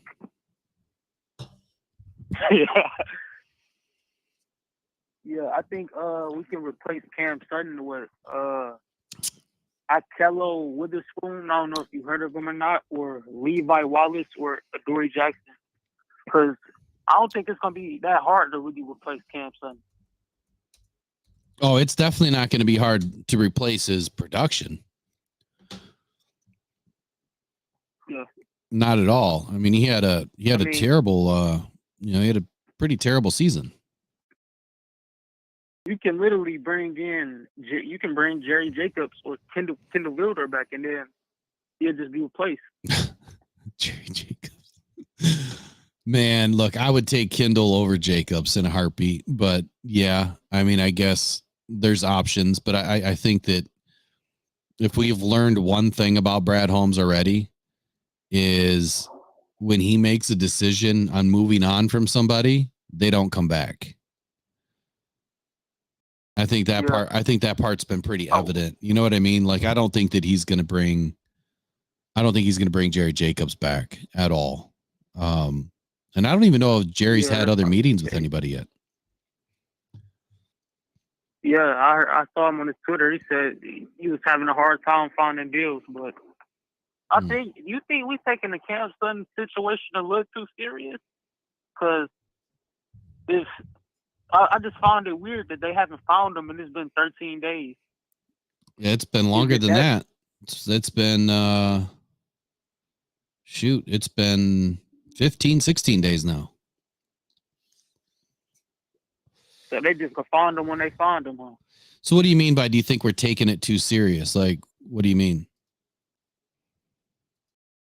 It don't seem like if it was that serious, it seemed like they would really be searching for him. Oh, it's serious. I mean, according to the report, number one, the victim had bruises and was it cuts or something like that to the head, the neck, the shoulders, and it was strangulation, and the victim was unconscious. So yeah, I think that's pretty darn serious. Is the victim as serious about it? Is she? Oh, I don't know. We're not going to know any of that information. I mean, but it was serious enough to make a 911 call, you know? Yeah, I think Kool-Aid, I think he'd be the next L'Jarius Sneed. I think he'd be there when we move out of out of the first round, but it's like he got a lot to choose from though. So I don't know. He gonna have wide receivers to choose from, edge rushers to choose from. I don't know which one he want to go with first. You're talking about Brad. Seems like a generational talent. Yep. Yeah, I think the Kool-Aid is a generational talent. I think Terrion Arnold is too. I think that, even though Quinion is coming from a smaller school, his body of tape speaks for itself. And your hips don't lie, as they always used to say, right? The hips don't lie. And I mean, all three of those guys can flip on a dime and get moving. And I think that whoever we get, if it was one of those three, would be phenomenal. I think that would be a great pickup. I just think that you're going to have to get one of those guys before you get an edge rusher, unless we have some crazy trade. But then again, you still have guys like Kamal Hayden, McLaughlin, in the later rounds that can help fill out this roster. But I think it would be, here's what I will say. I think it would be a big mistake if we do not grab another number one wide or another number one corner, whether it is the draft or free agency. I think it would be a big mistake. Kool-Aid, that's your future number one corner. That's how you get your number one corner, is in the draft. And people like to bring up, he had an injury, but cornerbacks are like Ferraris. Like, it's easy to get a little injury when you running around the field every day and stuff like that. His injury is like wide receivers. Yeah, his injury is literally nothing. I mean, it was a little hairline fracture, Jones fracture or whatever they call it, and he didn't even know he had it. I mean, it's literally no big deal. It just needs a little bit of rest to heal, and he's been doing that. So he was running like the wind the other day. I think it was Monday or whatever their pro day was. He's fine. And he's going to be fine. Now he can sit and relax and rest up through until the draft, and then be ready to go between rookie minicamp.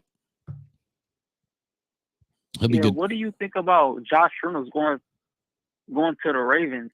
I think Josh can't afford to take plays off with the Ravens, because Lamar like to throw, make off the script plays. I think you got to be able to get open.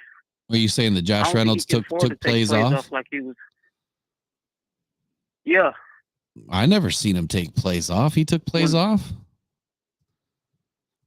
Like when Lamar's scrambling, he got to be ready to catch the ball. Oh, yeah, he'll be ready, man. I think Josh is fine. I think he'll be fine. I think that was part of his drop. No, I don't think so. Part of his drops. He wasn't expecting the ball. I mean, there was one pass that I seen that there's a couple of passes where I've seen, players necessarily weren't expecting the ball, but drops happen, man. He literally has one of the lowest drop rates in the NFL. I think I read like a 9-point thumb on PFF. No, I'm not sure. That's not. But no. It was top 5 in drops last season though. It was 4.7. Oh, what you look at the NFL? I've got subscriptions to just about the NFL. Yeah, I've got subscriptions to just about anything, but well, how do you think he adapts to that offense? How do I think he adjusts to it? I don't know. He's obviously not going to be number 1 or number 2, so he's going in there as probably a number 3 or a number 4. You think him and Lamar can click? I think that Josh is I think that he's a consummate professional, man. I think that he'll be able to fit into just about any offense without a doubt. No, because he ain't really played that good without Jared Goff, though. He hasn't played without Jared Goff in a long time. So I think his entire career. He's just gonna come in. So here's what I'm looking at right now. According to playerprofiler.com, Josh had in 2023 1 drop.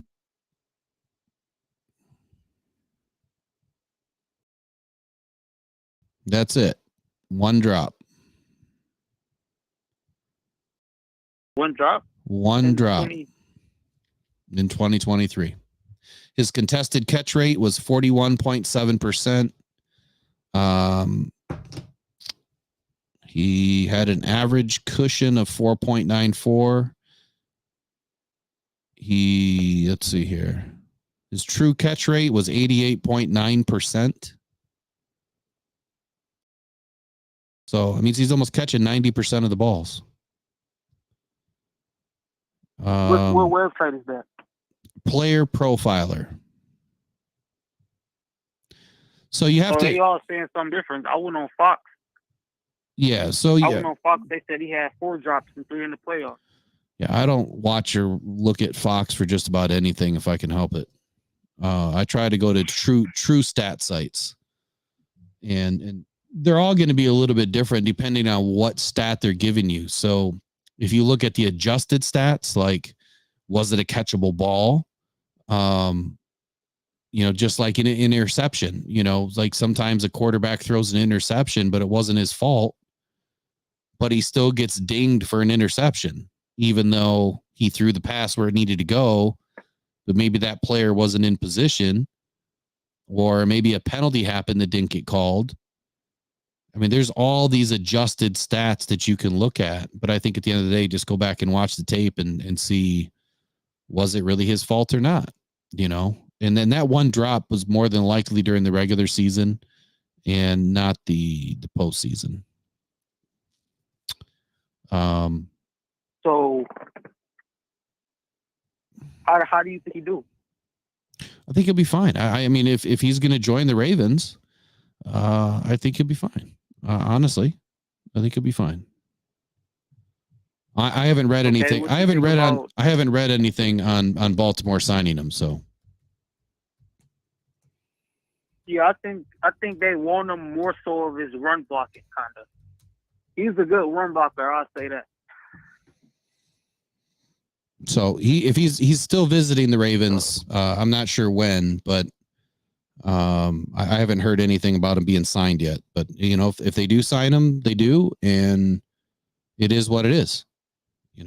Like just like my sheet said, once DPJ is signed, Reynolds won't be. If Reynolds was signed, DPJ wouldn't have been. Oh yeah, I saw that. Yeah. But what was I going to say? I think they signed him to. It's interesting to see how much they're gonna pay him, but I think they probably signed him for like a 2-year deal or something like that.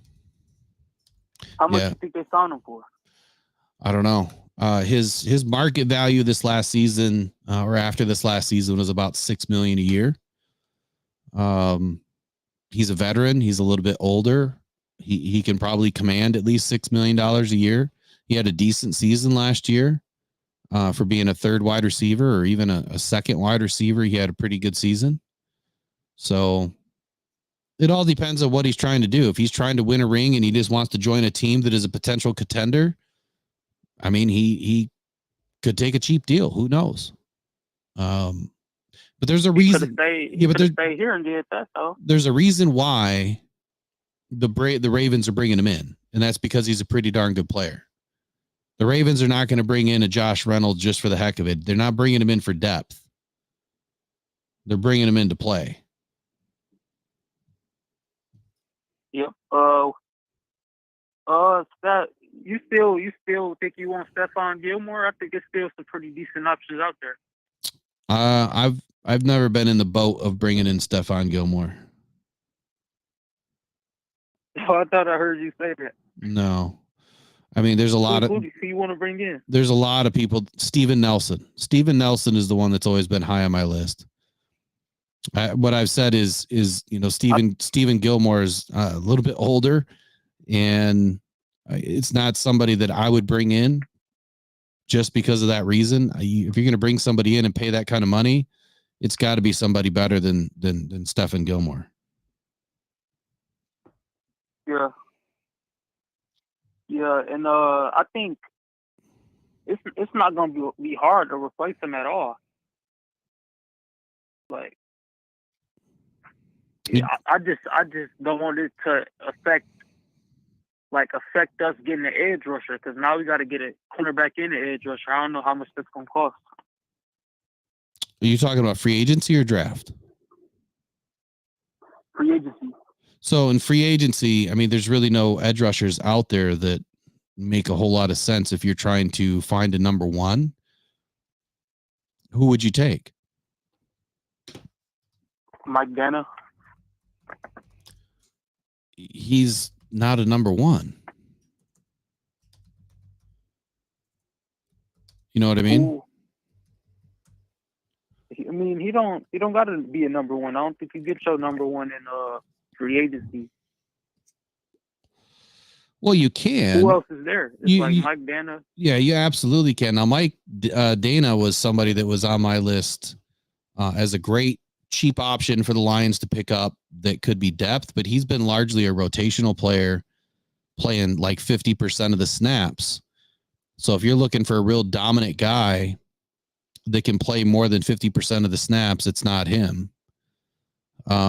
He's a good rotational player. So, you know, he would have been good. And he's more of, what is he, like 247 pounds or something like that? Hold on, let me look. Mike Dana. Dana. Come on now. Everything's running slow today. So out of the combine, he was 6'2", 261.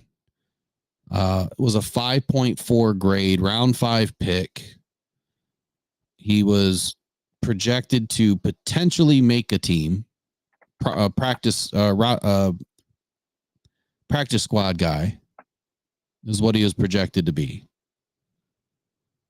And let me go to Pro Football.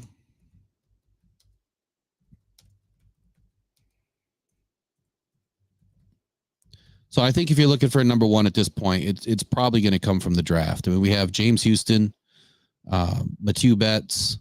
I mean, you still have Kaminsky over there, who's hybrid. You still have Josh Pascal over there, who's a hybrid. We have plenty of guys that can play. It's just, can they level up this year? You know, can Josh Pascal actually stay healthy and, you know, play a full season? You know what I mean? Can he actually get to the quarterback? So in 2020, Mike Dana played in 16 games and he had 6.5 sacks, 50 combined tackles, 7 tackles for loss, 13 quarterback hits. He had a pretty high AV of 8 out of 10. So that's actually really good. When you look at the actual value to the team, he had really good value. He had a very low missed tackle rate at 3.8%. He produced, where's his hurries at? He played roughly 74% of the snaps in 23 compared to 54% in 22, 48% in 21, and 38% in 2020. So he increased his role this last year. Yeah. I think ain't that like the best player out right now as an edge rusher? I wish Spotrac would update their list because Greenard's gone, Williams gone, Huff's gone, Daniil Hunter's gone, Armstead's gone, Zadarius Smith is gone, Babyface Ashawn Robinson's gone, Danico Autry, Leonard Floyd, Gross Matos, Chase Young. His DJ Wonham should be gone too, right? I don't know. AJ Epinessa's gone. You also have Tershawn Wharton, who was the backup on that defensive line for KC. I don't know if he's re-signed yet. He's a project though, so he's not really a big time starter, number one kind of guy. But anyway, we also have Marcus Davenport too, which is the guy that we brought in. And if you go back and look at his 2021, 2022 stats, I think he had a pretty good season in 2021. That's what they're hoping to get out of the guy this year, is what he used to be. I think Shaquille Barrett's Yeah, I think gone. Go ahead. I was gonna say I think our days of getting like a dominant edge rusher is gone. We passed on we couldn't get Hunter the 2 times we tried to get him. So Yeah, I don't think we were ever going to get Hunter. I think that there was a play made last year during free agency or the trade deadline or something, but that was about it. I think he was going to be too expensive this year. Yeah, I don't see anybody, man. Just looking at the free agency list, I don't see anybody that would come in and be, better than what we have right now. I mean, I would take a shot on Dana just to see what he has if it wasn't super expensive. If you're looking for, a good rotational guy, he played 74% of the snaps in that KC defense last year. Even if he can come in this year and play 60%, it could be worth it. But I think that the role that Brad is going to, or the route that Brad's going to take this year, Brad Holmes, our infinite genius wizard GM, I think it's going to be the draft. I think that that's what he's looking to do is build, through the draft so that he can keep guys around longer, develop them his way or the Lion way, I should say. And I think that that's where our corner and our defensive end comes from. Whether that's first pick or second pick, I don't know yet, but I think that we'll be fine. I think that whoever we get and whatever Brad does, I think it's going to make sense.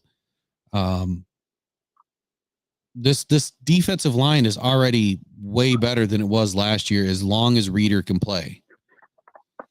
As long as he can start the season and give us, a full season, our defensive line is going to be much better. I'm more worried about the cornerback room and finding another wide receiver that can take the top off of defense.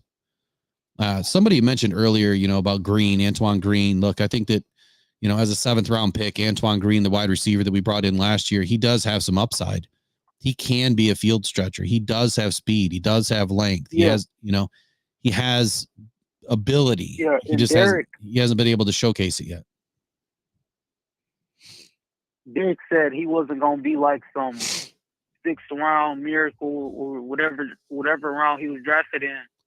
My thing is, why can't he? He got Amon-Ra St. Brown around him. We good at drafting and developing. Why can't he be a miracle? I mean, look, you can always go back and say this one thing, and that's, well, 2 things now. Brock Purdy, Mr. Irrelevant. Look what he's done. Tom Brady, look what he's done. Amon-Ra St. Brown, look what he's done. There's plenty of late round draft picks that end up being studs, UDFAs that end up being Hall of Famers, guys sitting on couches bagging groceries, winning Super Bowls. It can happen. You just got to let them do their thing. It doesn't matter where you get them. It just matters how you develop them. And if you build a team with them and around them. And that's what this Detroit Lions organization is doing. Antoine Green is 6'2", 199 pounds. So he's a big body wide receiver. He was taken round 7, picked 219 overall. He didn't have crap for stats last year. He barely did anything. But, this is a year that he's going to be able to get his feet wet and have a bigger role in this offense now that, Josh Reynolds is gone. So it makes perfect sense that Brad Holmes grabs a 7th round pick like that last season, expecting he's probably going to lose Josh Reynolds the next year, or he needs someone to develop and to, give a chance to. And that's Antoine Green. So, in college, Antoine Green was no slouch. Like, it's not like this guy didn't do anything. Yeah, I watched this. Yeah, I watched this tape. He like a Tyreek. I wouldn't say Tyreek, but he's speedy. He can get down the field for sure. So here's in 2022, he was a 5th-year senior. He appeared in 9 games. He made 8 starts. He was a 3rd-team All-ACC. He was an ACC wide receiver of the week on Halloween. He was named the Joe Swofford Rehabilitation Award winner. He led the Tar Heels with 18.56 yards per catch, which is just like what Josh Reynolds does. He ranked second on the team in receptions with 43, caught 798 yards, 7 touchdowns. He averaged 88.67 yards per game. He suffered an upper body injury in fall camp and missed the first 3 games of the season. So he did all of that by missing 3 games and coming back from an upper body injury. He made his season debut against Notre Dame and had 3 catches for 150 yards and 2 TDs. And he had an 80-yard TD against Notre Dame that was tied for the 13th longest touchdown in program history. He had 4 catches for 59 yards and a touchdown against Virginia Tech. He came up with 2 catches for 63 yards against Miami. He had 4 catches for 112 yards and caught the game-winning TD with 16 seconds left, 16 seconds remaining in the fourth quarter versus Duke. And that's when he was named the ACC wide receiver of the week. So the guy's got skills to pay the bills. He just needs an opportunity. And this year he's going to get one. So, yeah, we can have other people call in. I guess some other people want to call in now. So we'll, I appreciate you calling in, Donovan. We'll catch you on the next one. Okay. All right. All right. Thanks, buddy. We'll see you. Bye. All right. Phone line's open. If you guys want to call in, that better be you, Braylon. You want to call in? Let's do it, man. Come on. Bring it. Who else, are you guys interested in, though? I guess that was the main question. You know, you got McKinstry, Darius Robinson. Who else are you guys really interested in with the Lions in the first round? And do you even care if the Lions get a first round pick? Like, does that really matter to you just because we have the draft? Do we have to pick in the first round? I don't know how much that's really going to matter. All right. Rocktown Podcast Network. Who do I got? Oh, hey, Braylon. Hey, Braylon. How you doing, my man? Good. How are you? Doing pretty good. What's on your mind tonight? Okay. First things first. I know people don't want me to bring this up any longer, but like I said about if Josh Reynolds goes to Baltimore, I'm gonna miss him, I guess. I hope, basically saying I hope they treat him well, I guess. Oh, I'm sure they will. And I also like to say we probably wouldn't have won most of those games without him, in my opinion. We wouldn't have? Yeah. Oh, there was a lot of games that Reynolds was a big-time player in, man. He made a lot of great catches at critical moments, for big first downs. I think I can recall a couple like the well, I don't know the exact time frame, but like the Saints game in the fourth quarter.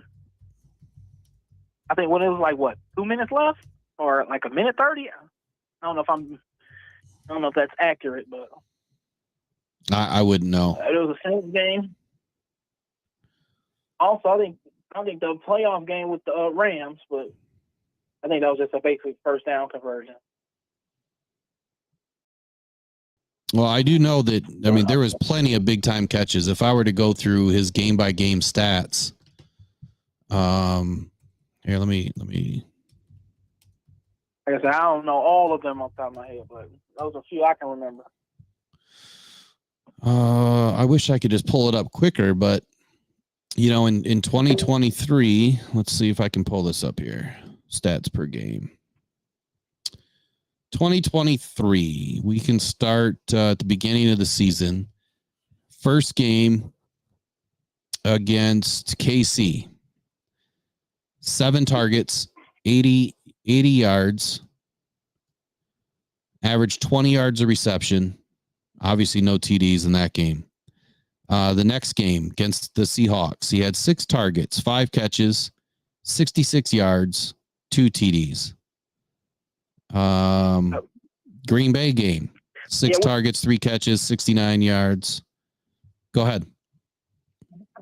I think when you think about it, he was probably the most dependable target on our offense, aside from Amon-Ra St. Brown, because like you're saying, J-Mo hasn't gotten in his stride then yet. Yeah, like no, he's still trying to figure things out. Yeah, he was trying to figure things out. Yeah, he was very dependable.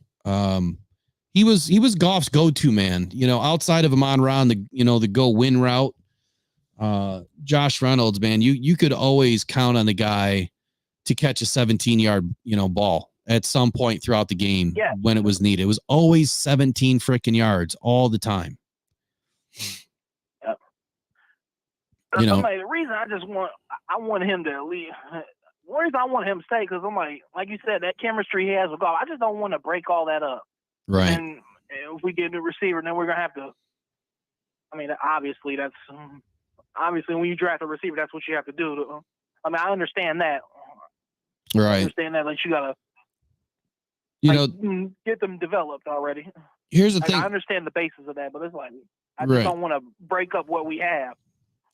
So here's an interesting fact about Reynolds. In all of his games that he played this last year, his long catches, 33, 22, 26, 27, 21, 22, 11, 12, 12, 27, 21, 16, 13, 18.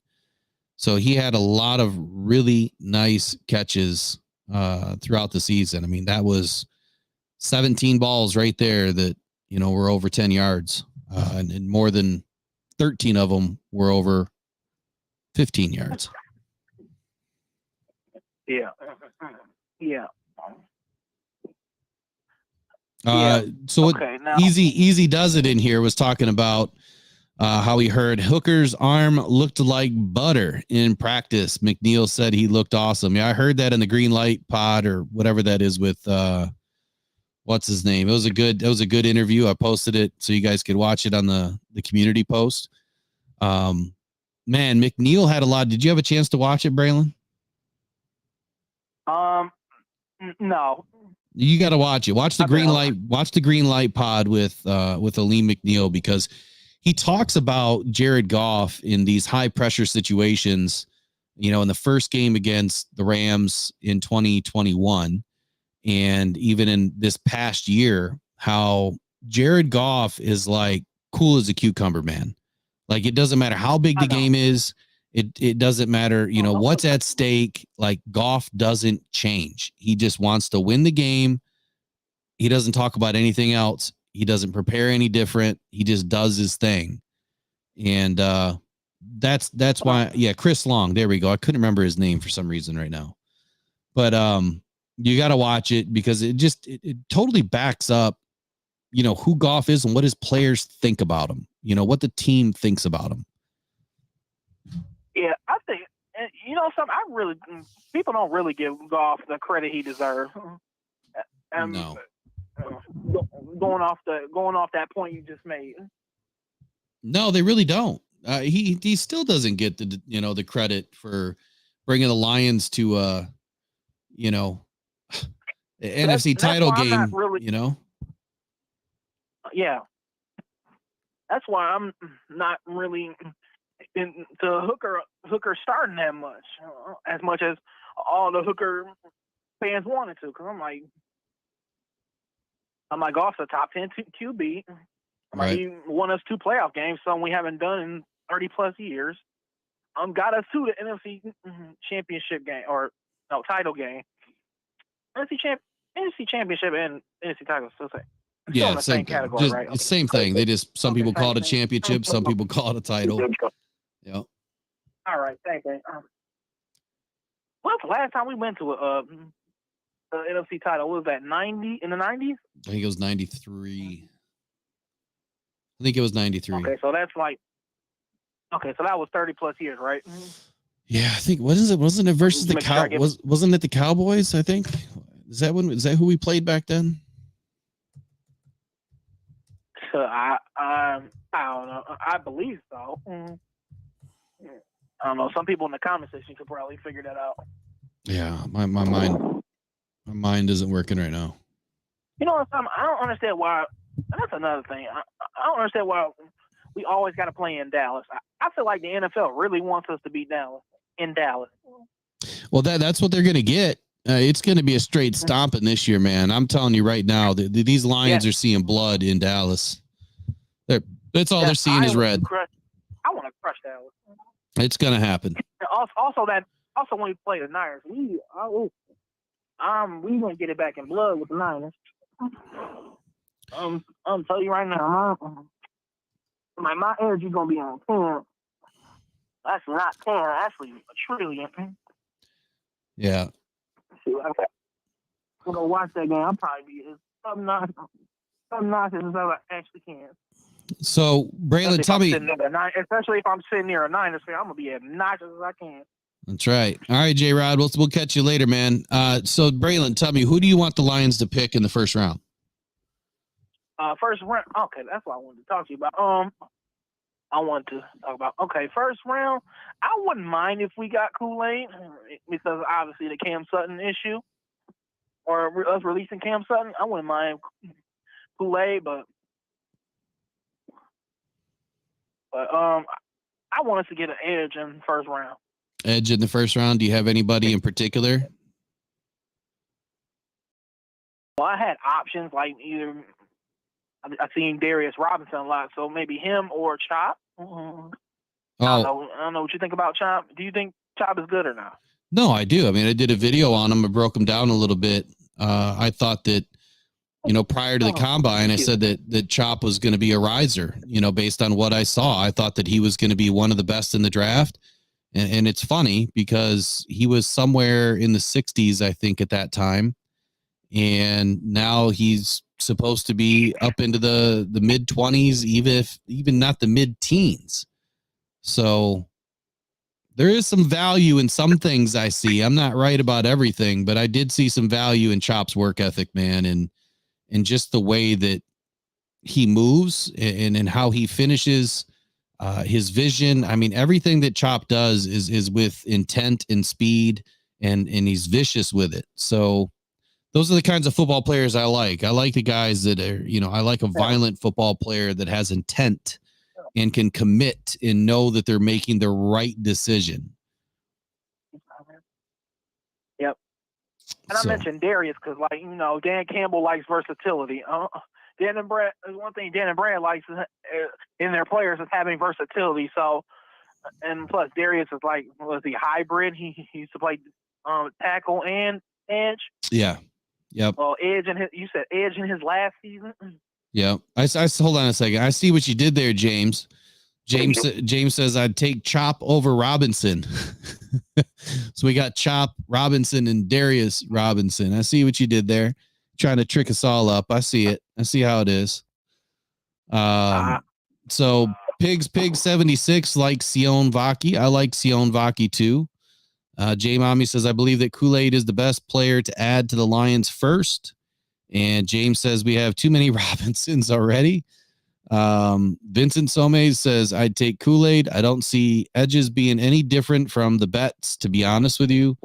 I believe Betts is going to be our other edge starter. Nice shout out by Vincent there. Yeah, I mean, look, I believe we need more. If Betts, I believe we need more edges, in my opinion. Yeah, if Betts can turn out to be, a game wrecker, then we're going to get an incredible steal at someone that's signed for $795,000. That's a steal, but I still believe that they're going to find somebody. It may not be the first pick, could be the second, could be the third pick, but I still think that Brad's going to find an edge in this draft. Also, I have a question. Quantez Stiggers was in this draft? Yeah, he's in the draft. Yep, he's draft eligible, even though he's already played semi-professional football. He's still draft eligible. Okay, I saw a report that he visited the Texans after what was that, Henderson, C.J. Henderson. I don't know. I haven't seen any other reports on Stiggers. So I mean, I know that we had a pre-draft visit with Stiggers, and don't know how it went, but we'll find out. I love Stiggers' tape, man. That's why I did a video on him too. I loved his tape. Yeah. So, all right. So you want an edge in the first round. You think that the Lions need to obviously secure another corner. Who is your favorite corners? Like I said, if we pick corner in the first round, I wouldn't mind. Okay. What about a wide receiver? Maybe edge. Wide receiver, maybe third. Because, like I said, I always say Brad Holmes likes to do his damage between rounds 4 and 6. Like 4, 5, and 6 is where he does the most damage. So. Yeah, the only problem is we don't have a 4th round pick this year. Yet. I should say yet. I thought we had one. Hold on. No, we don't. We lost a 3rd and we don't have a 4th. We have 2 2 4ths next year, unless something's changed, unless I'm missing something. I know we added a couple of 6. Here, let me get an update real quick. Let me just make sure I didn't miss something. Okay, why is let's see here. As of a week ago, I don't know why it's not updated since then, but we have pick 29, pick 61, pick 73. Nope, this is wrong because we do not have pick 92 anymore. And that was printed a week ago by CBS News. Come on, people. Get it right. And this one's wrong as of a week ago.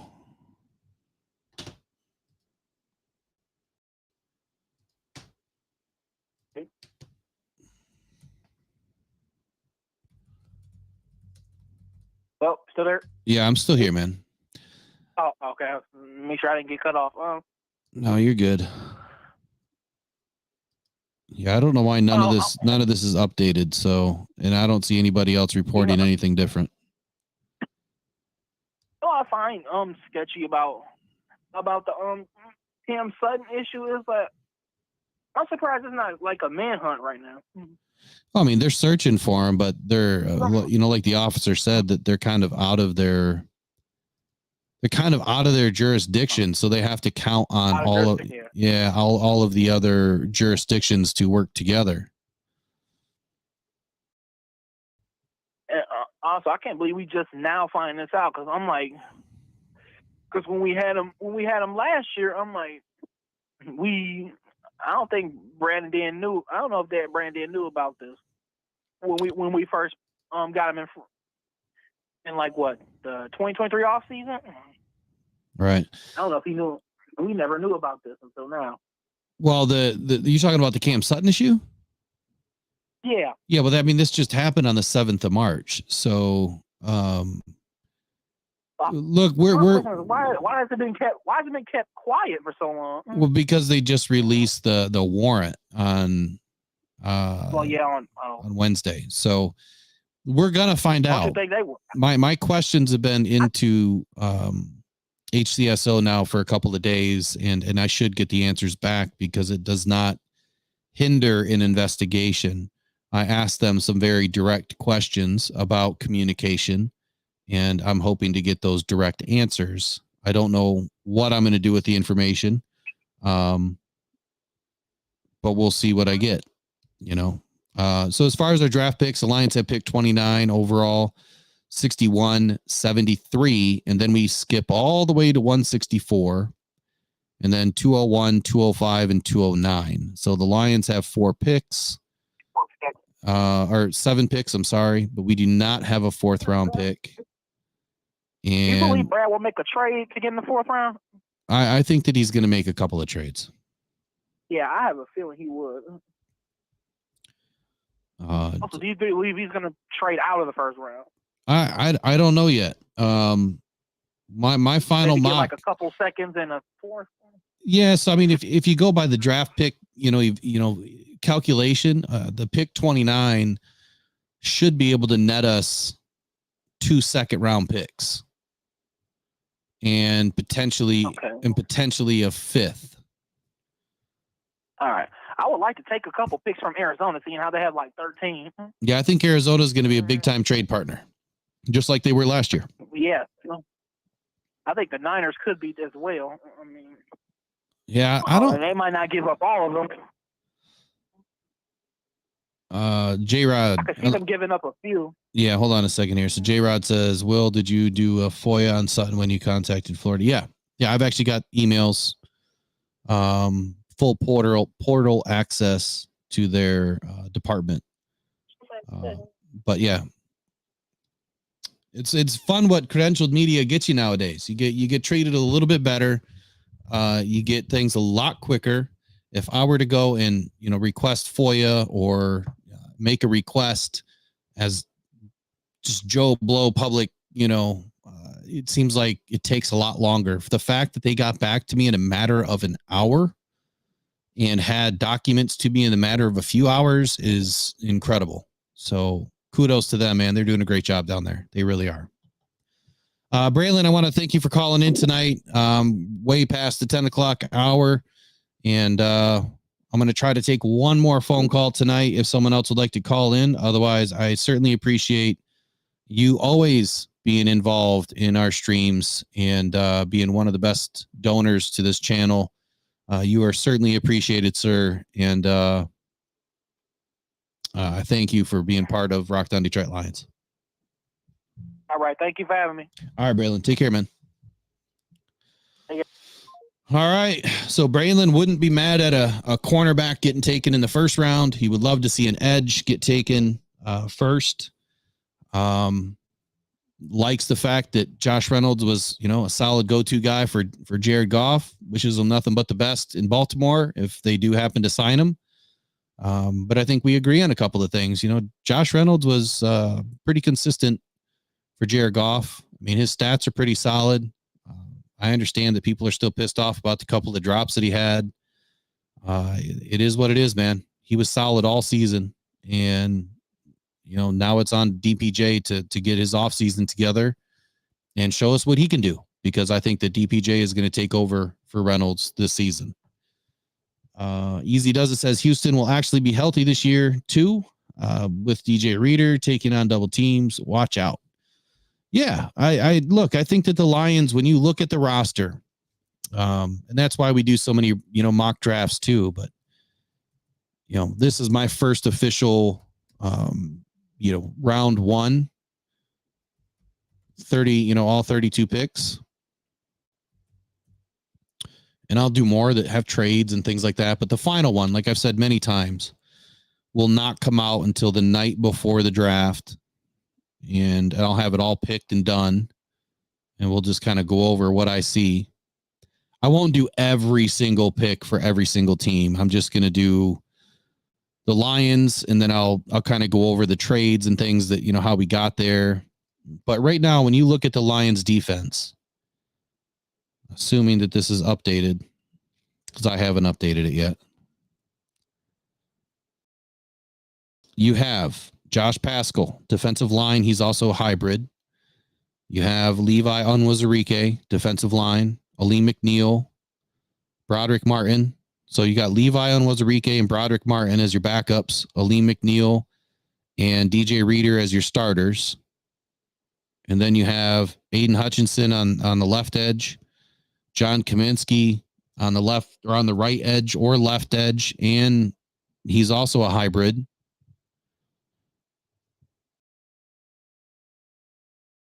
And Chris Smith, don't really know a lot about Chris Smith. Don't expect anything out of him.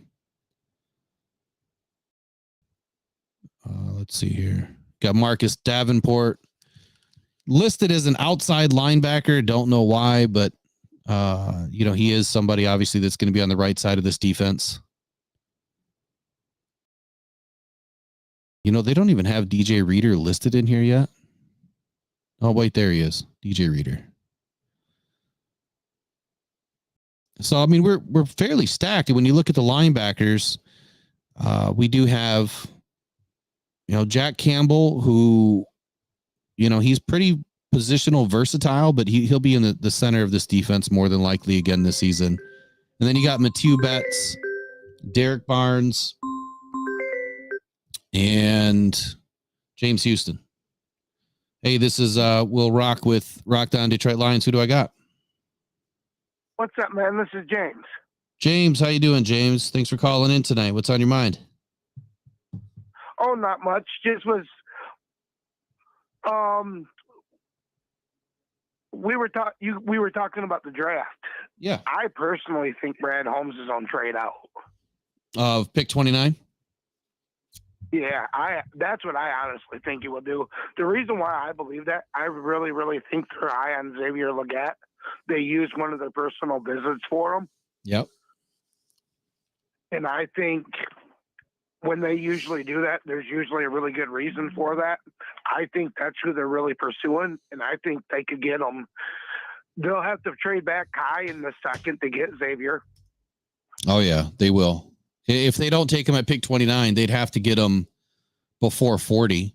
I have a feeling that Xavier is probably going to go even higher than that, especially with the way his pro day has gone and his interviews have gone. Like, this dude he's the real deal, man. He's one of those draft board movers, you know? You think he'll go that high? I do. I think that. Yeah. I want to look at the visit tracker. So I'll give you guys some nuggets here. And I know I've said it before, but why is nobody updating this stuff? I guess I'm going to have to start calling and getting updates on stuff because no one else seems to be updating the visit tracker. Who's got picks within like the top 35 then? Like from 30, 33 to like 38, 37. Is there anybody that would have a double pick in the second that would be doing it? Maybe the Cardinals. Hold on here. So you've got the Cardinals at 35. Right there's a good possibility. Yeah, you have the Chargers too at 37. I mean, they might want to move up to 29. You have Washington at 40 and at 36. So the Washington at 36 would be a good option. Yeah, that would be a really good option. Yeah. So the nugget that I'm going to give you guys is if you go back and look and, at the draft, the pre-draft visits from the last few drafts that the Lions have done, and then you go look at who we drafted, just about every single person the Lions have done a pre-draft visit with, they've drafted. Yep. So that's all. Yep. That's all you have to look at. I said that about Xavier. That's why I said that about Xavier. Mm-hmm. So when I look at this pre-draft visit, which it clearly hasn't been updated by anybody, or at least I don't see it. The last one on here is March 6th. So, it's 2 weeks old. They've had to have had more visits since this, but Xavier Legette, Brian Thomas, and Devontae Walker, which Brian Thomas might slide to the end of the first round. Devontae Walker will be available after the first round, potentially. And Xavier Legette could be available anywhere between 25 and 40.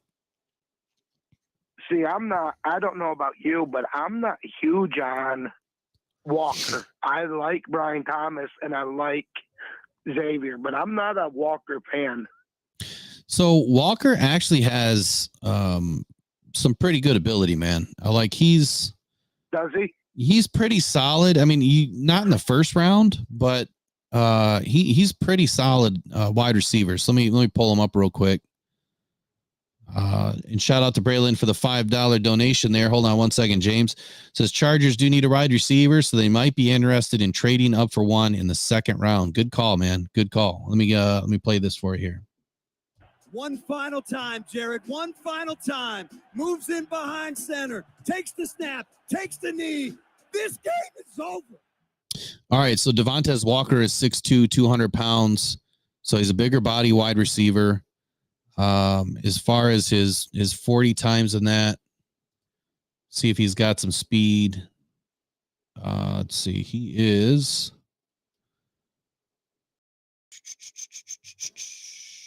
Walker. Uh-oh. He's missing on my list. I'm gonna have to get that list updated. Let me pull him up another way real quick. All right. You know who, while you're doing that, you know who I think would be interested on the team? I'm just not interested in it. Would be Worthy. Imagine if we had Worthy, J-Mo, Gibbs on the field at the same time. That is scary fast. Yeah. Oh, excuse me. I hear you, but Worthy's like 162 pounds. Guy's like tiny. And I know that he was. I'm not real interested. I just think it would be interesting to be on a field watching those guys on the field at the same time. Yeah. So when I reviewed, hold on here. Yep. When I reviewed Walker, there was some things that really jumped off the page to me about him that were different than anybody else. Number one, he ran a 4.3640. Okay, great. He's got straight line speed. Wow. But then he doubled back on that and jumped a 40.5 inch vertical and 11 foot 2 inch broad jump. So that tells me that he has extreme power. Explosive. Yeah, very explosive. He's probably has very, very quick lateral agility, short area quickness, burst to get off the line. Clearly can jump up and grab the ball. So that's why I like Walker, and I do see him as an opportunity for the Lions in the second round. And he's a big body Ama. Yeah. And Xavier Legette, if you want to take a look at Xavier Legette's numbers real quick, he's slower. There's a lot of there's a big reason why people like Xavier Legette, and that's his separation ability. But he ran a 4.3940. He's also 221 pounds. 31. Hold on here. 40-yard dash, weight, wingspan. I'm gonna have to pull him up over here. That screen is not right.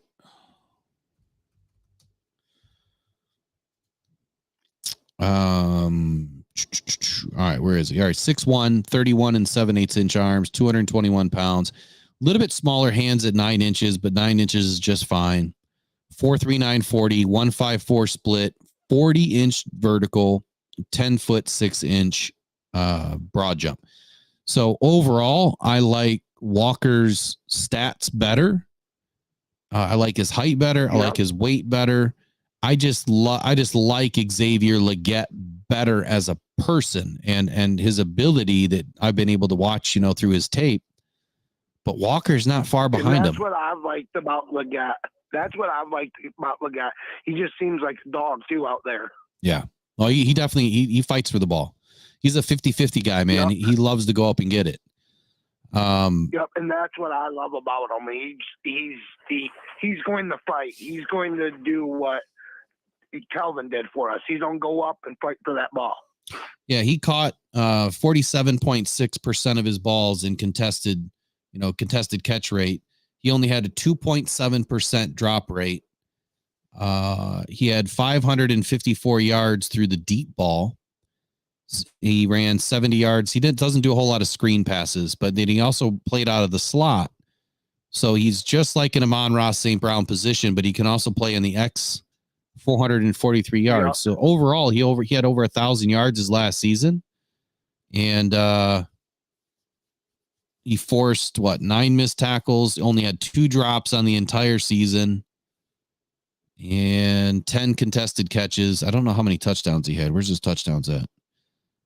7 TDs. So not a bad year for, with the school that he played for anyway, South Carolina. Now here I got another question. Okay. Because I think our offense is set, but I'm unlike a lot of people. Like, I still hear a lot of people, and you're not the only person I watch. I watch a lot of different media guys for Lions, and it's like almost all of them are still very hesitant on our offense. On our defense. My question for you, and I love that you're online because I actually get to ask you this physically, is when you look at our defense last year, I believe we were still got into the top 20. Like in all defense altogether. I think we ended up getting into the top 20. So here's my question for you. I know you're not as strong on on Carlton Davis as I am. I'm extremely strong on him. I think he's going to be a really, really, really, really good man-to-man defense. And I think that's what Glenn wants to get back into. Mm-hmm. And even if you take Glenn, even if you take Davis, he's a billion times better, even at his worst, than what Cam Sutton was. And I personally believe I think they see a lot in Emmanuel Mosley. I really do. Because I think there's a reason why they signed him again. And they did it right away. They didn't take long. They got in there, got it done. Emmanuel Mosley is one of their first signings. Mm-hmm. I think our defense is going to be scary. I really do. Me personally, I think it's going to be scary. A year older Branch, a year older Jet Campbell. I think Davenport, I think, is really good if he can stay healthy. But I think Davenport's going to be a massive changer for us. So I'm not as high on Davenport yet because I haven't seen him have a full successful season. And now if he played a full season last year, I would probably think differently. But because he's a season removed from really doing anything positive, I've got to see him work first. As far as Carlton Davis goes, it's the same thing. He missed 23% of the games that he gets hurt too much. And, he's missed what, 16 games in the last 3 seasons. So it's all about being on the field for me. Like on paper, yes, we are much better on paper, but we're not playing paper tigers. And how do you feel about Houston? Houston. How do you feel about Houston? Same thing. Because he's going to be back healthy now. Yeah, same thing though. He didn't play last year, so what he did in 2022, that's a foregone conclusion. It's all done. If they would have played him from the beginning of the season, sky would have been the limit for that guy. But they brought him along, they worked him in, and then he busted out. So he missed all of last year. It's going to take him a minute to regain himself, but you're right. If he's healthy and stays healthy and can get back to at least, his old form, he's a game changer. Right. And the fact that we have DJ Reader, if he can stay healthy, he's going to help these guys change the game. Huge. So look, I think that we have some great improvements on paper. I just want to see it come to fruition on the field before come all together. Yeah. Before I would say that we don't need any more help, because I think that we definitely need, another dog or two on this defense. I would love to see us get Stephen Gilmore, even just for 1 year. And it's not so much for the playing. Like, I really don't think if we got him, I don't think he would start for us, but I would love him to teach our guys. Yeah. I don't know. I mean, if we're going to bring it, if we're going to bring another corner in, I'm going to want to see somebody play. As far as leadership goes, I think that Carlton Davis, whether he's on the field or not, I think that he'll be good. Be a good leader because he's been in the league. Be a good leader. He's been in the league a long enough time, and so is Amik Robertson. That's the difference. And now you've got, Kirby Joseph going into year 3, and Ifeatu Melifonwu going into year 4. So we have some guys that have been around the league. I think that's what we did. I think honestly that's what they did with CeeDee Gardner. Mm-hmm. CJGJ. I think that's what they did with him. But I mean, obviously he played, but I think their big support reason, I feel a big reason why they brought him in was so that he could teach Iffy and Kirby and Brian the ropes. And then once they seen how good Branch got, I think that's why they didn't re-sign Gardner Johnson. Yeah, Branch took off, man. He was clearly the best safety out of the draft last year. Yep. And then that's why I said that I'm not surprised if Branch goes back to free safety if we do bring in another corner, whether it's free agency and the draft or one or the other. I wouldn't be surprised if Brian Branch heads back to free safety because that's his natural position, and he can play both. He can play up in the slot and he can play free safety. So, Ifeatu Melifonwu is our strong safety, and I would dare say that Branch is a better safety than Kirby. Kirby did not have a great season last year. He had a good season. There was some issues with him. So I think that. What do you think would be better for us? Iffy, Brian, Amik, and right now we would have to say Emmanuel, and we would have to say Carlton.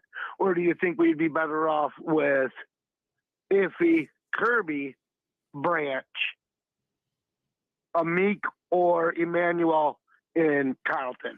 That's my question. You think we're better with Amik than Kirby? So Emmanuel's not going to touch the field for at least week 1. We know for sure because he'll barely be back. Last year he didn't touch the field until week 5.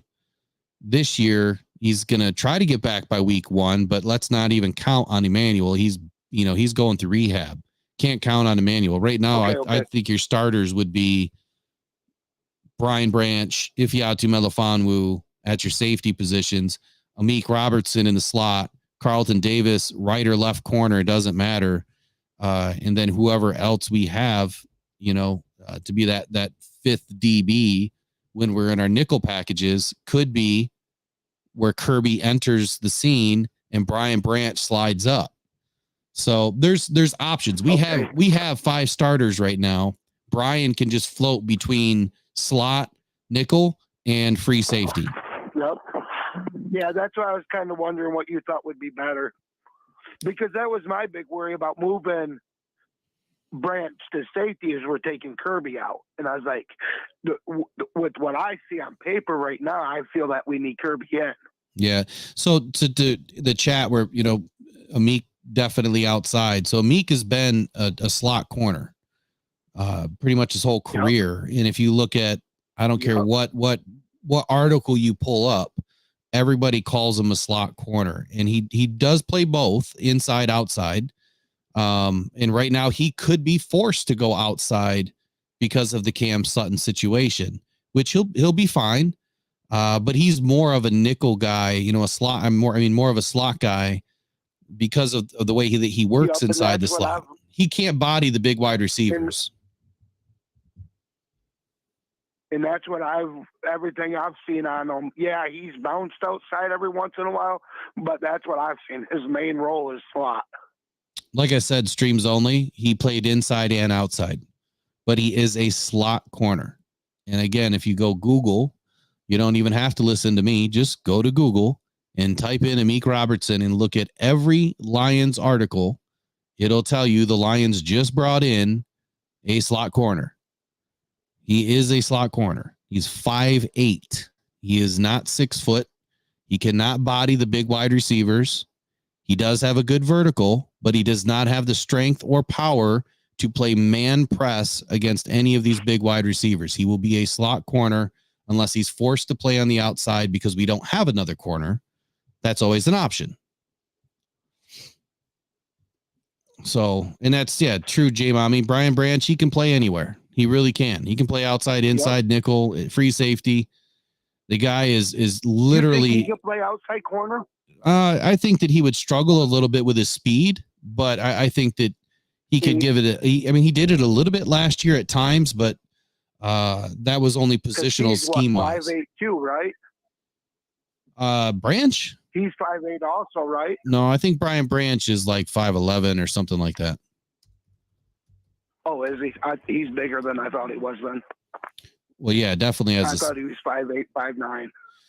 Let's see here. We're both wrong. He's 6 foot 190. Oh yeah, he's way bigger than me definitely thought. Yeah, so he's a 4.58 40, and look, I'm not one to really care too much about the 40. I care about your situational awareness and being able to make good decisions. And he makes great decisions, but I think with his speed being a little bit slower, obviously on the outside, he would struggle a little bit. And he did when he was on the outside. Very few times that he struggled a little bit. But for that reason, that's why I think that the Lions need to bring in another corner that can be an outside corner that can come up slowly.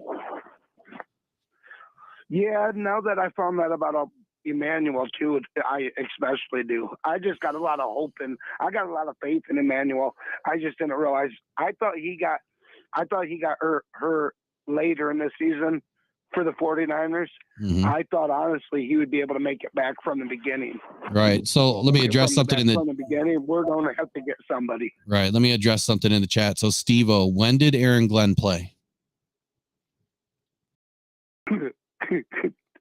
Because back then, 18, 20 years ago. Right. Back then, you didn't have 6'3", 6'4", 6'5" Calvin Johnsons running around playing wide receiver. You had tall, skinnier wide receivers. You didn't have the type of receivers that you have now. Very few and far between did they ever exist. So you realize, Steve-O, when Aaron Glenn was a DB, Jason Sehorn was also.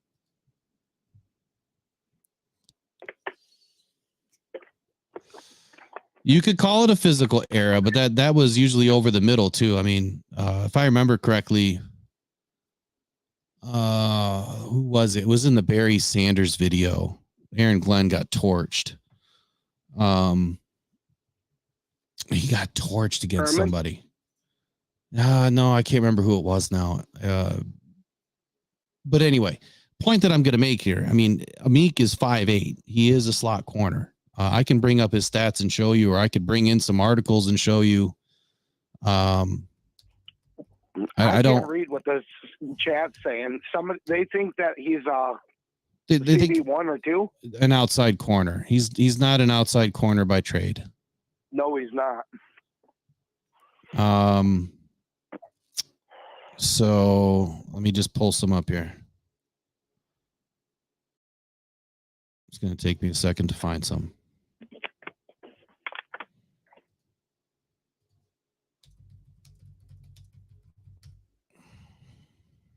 You're going to the draft? I'm supposed to. I mean, I've applied for front row and VIP and all that stuff. We'll see. I just don't know. I don't know yet. We'll see how it goes. So just right off the top, when I Googled Amik Robertson, like I said, he played outside and slot cornerback during his 4 seasons with the Las Vegas Raiders. He made starts at both positions. Let's see here. So he can play both, sure. But where is he better? He's going to be better inside the slot. I would not want to see Amik Robertson trying to have to guard every play, game in, game out. I would not want to see him guarding Ja'Marr Chase. I would not want to see him guarding Justin Jefferson. Any of those big dudes. They got 6 inches on them. In the same vertical that he has. Exactly. That's in 20 pounds heavier. Yeah, he's not the biggest guy, but I mean he is a dog. I mean we'll just let he absolutely is a dog, but so is Justin Jefferson, so is Ja'Marr Chase. Right. Well, we'll just see where he ends up this year. I mean, if the Lions can't bring somebody in free agency to play on the outside, he's probably going to play. I keep seeing, and I mean, right now it's just the hype videos, really. But a lot of people keep talking about McAllister from the Saints. I mean, Lattimore. Yeah. So hold on, someone keeps mentioning Lattimore. Let me go back to that. Who was that? Where is it? There's all those hype videos about us trading for Lattimore. They're out again now that Sutton got dropped. All right, so let's see here. J-Rod says, do you know or can you look June 1st, Marshawn Lattimore, does he become cheaper? I thought that's what I heard. All right, so Marshawn Lattimore is the new hottest topic in town. What happened to J.C. Horn? I thought we were trading for J.C. Horn. See, I haven't even heard anything on J.C. Horn. Oh, it was a while ago. It was a while ago. Someone was saying that we were. Yeah, at the very, very beginning, I remember hearing it for a minute. But this Lattimore's back out again. Have you heard anything about it? No, but let me No. let me pull up his contract real quick.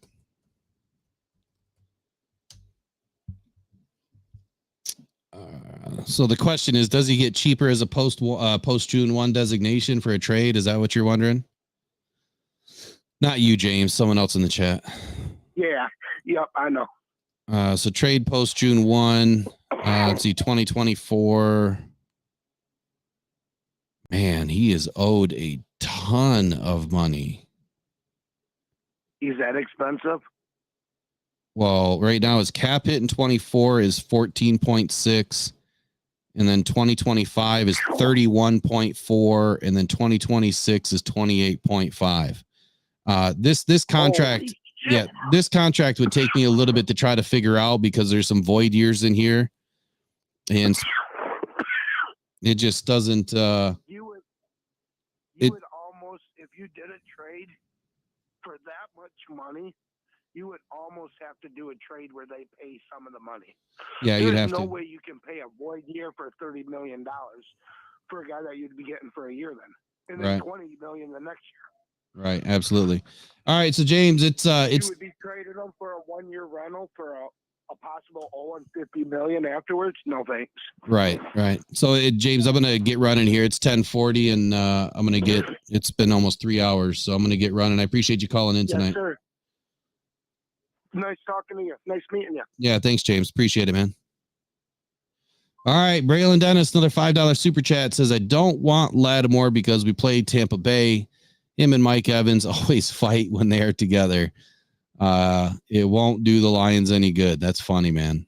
That's funny. So yeah, I'll look into the Lattimore thing for the next show. Let me write that down.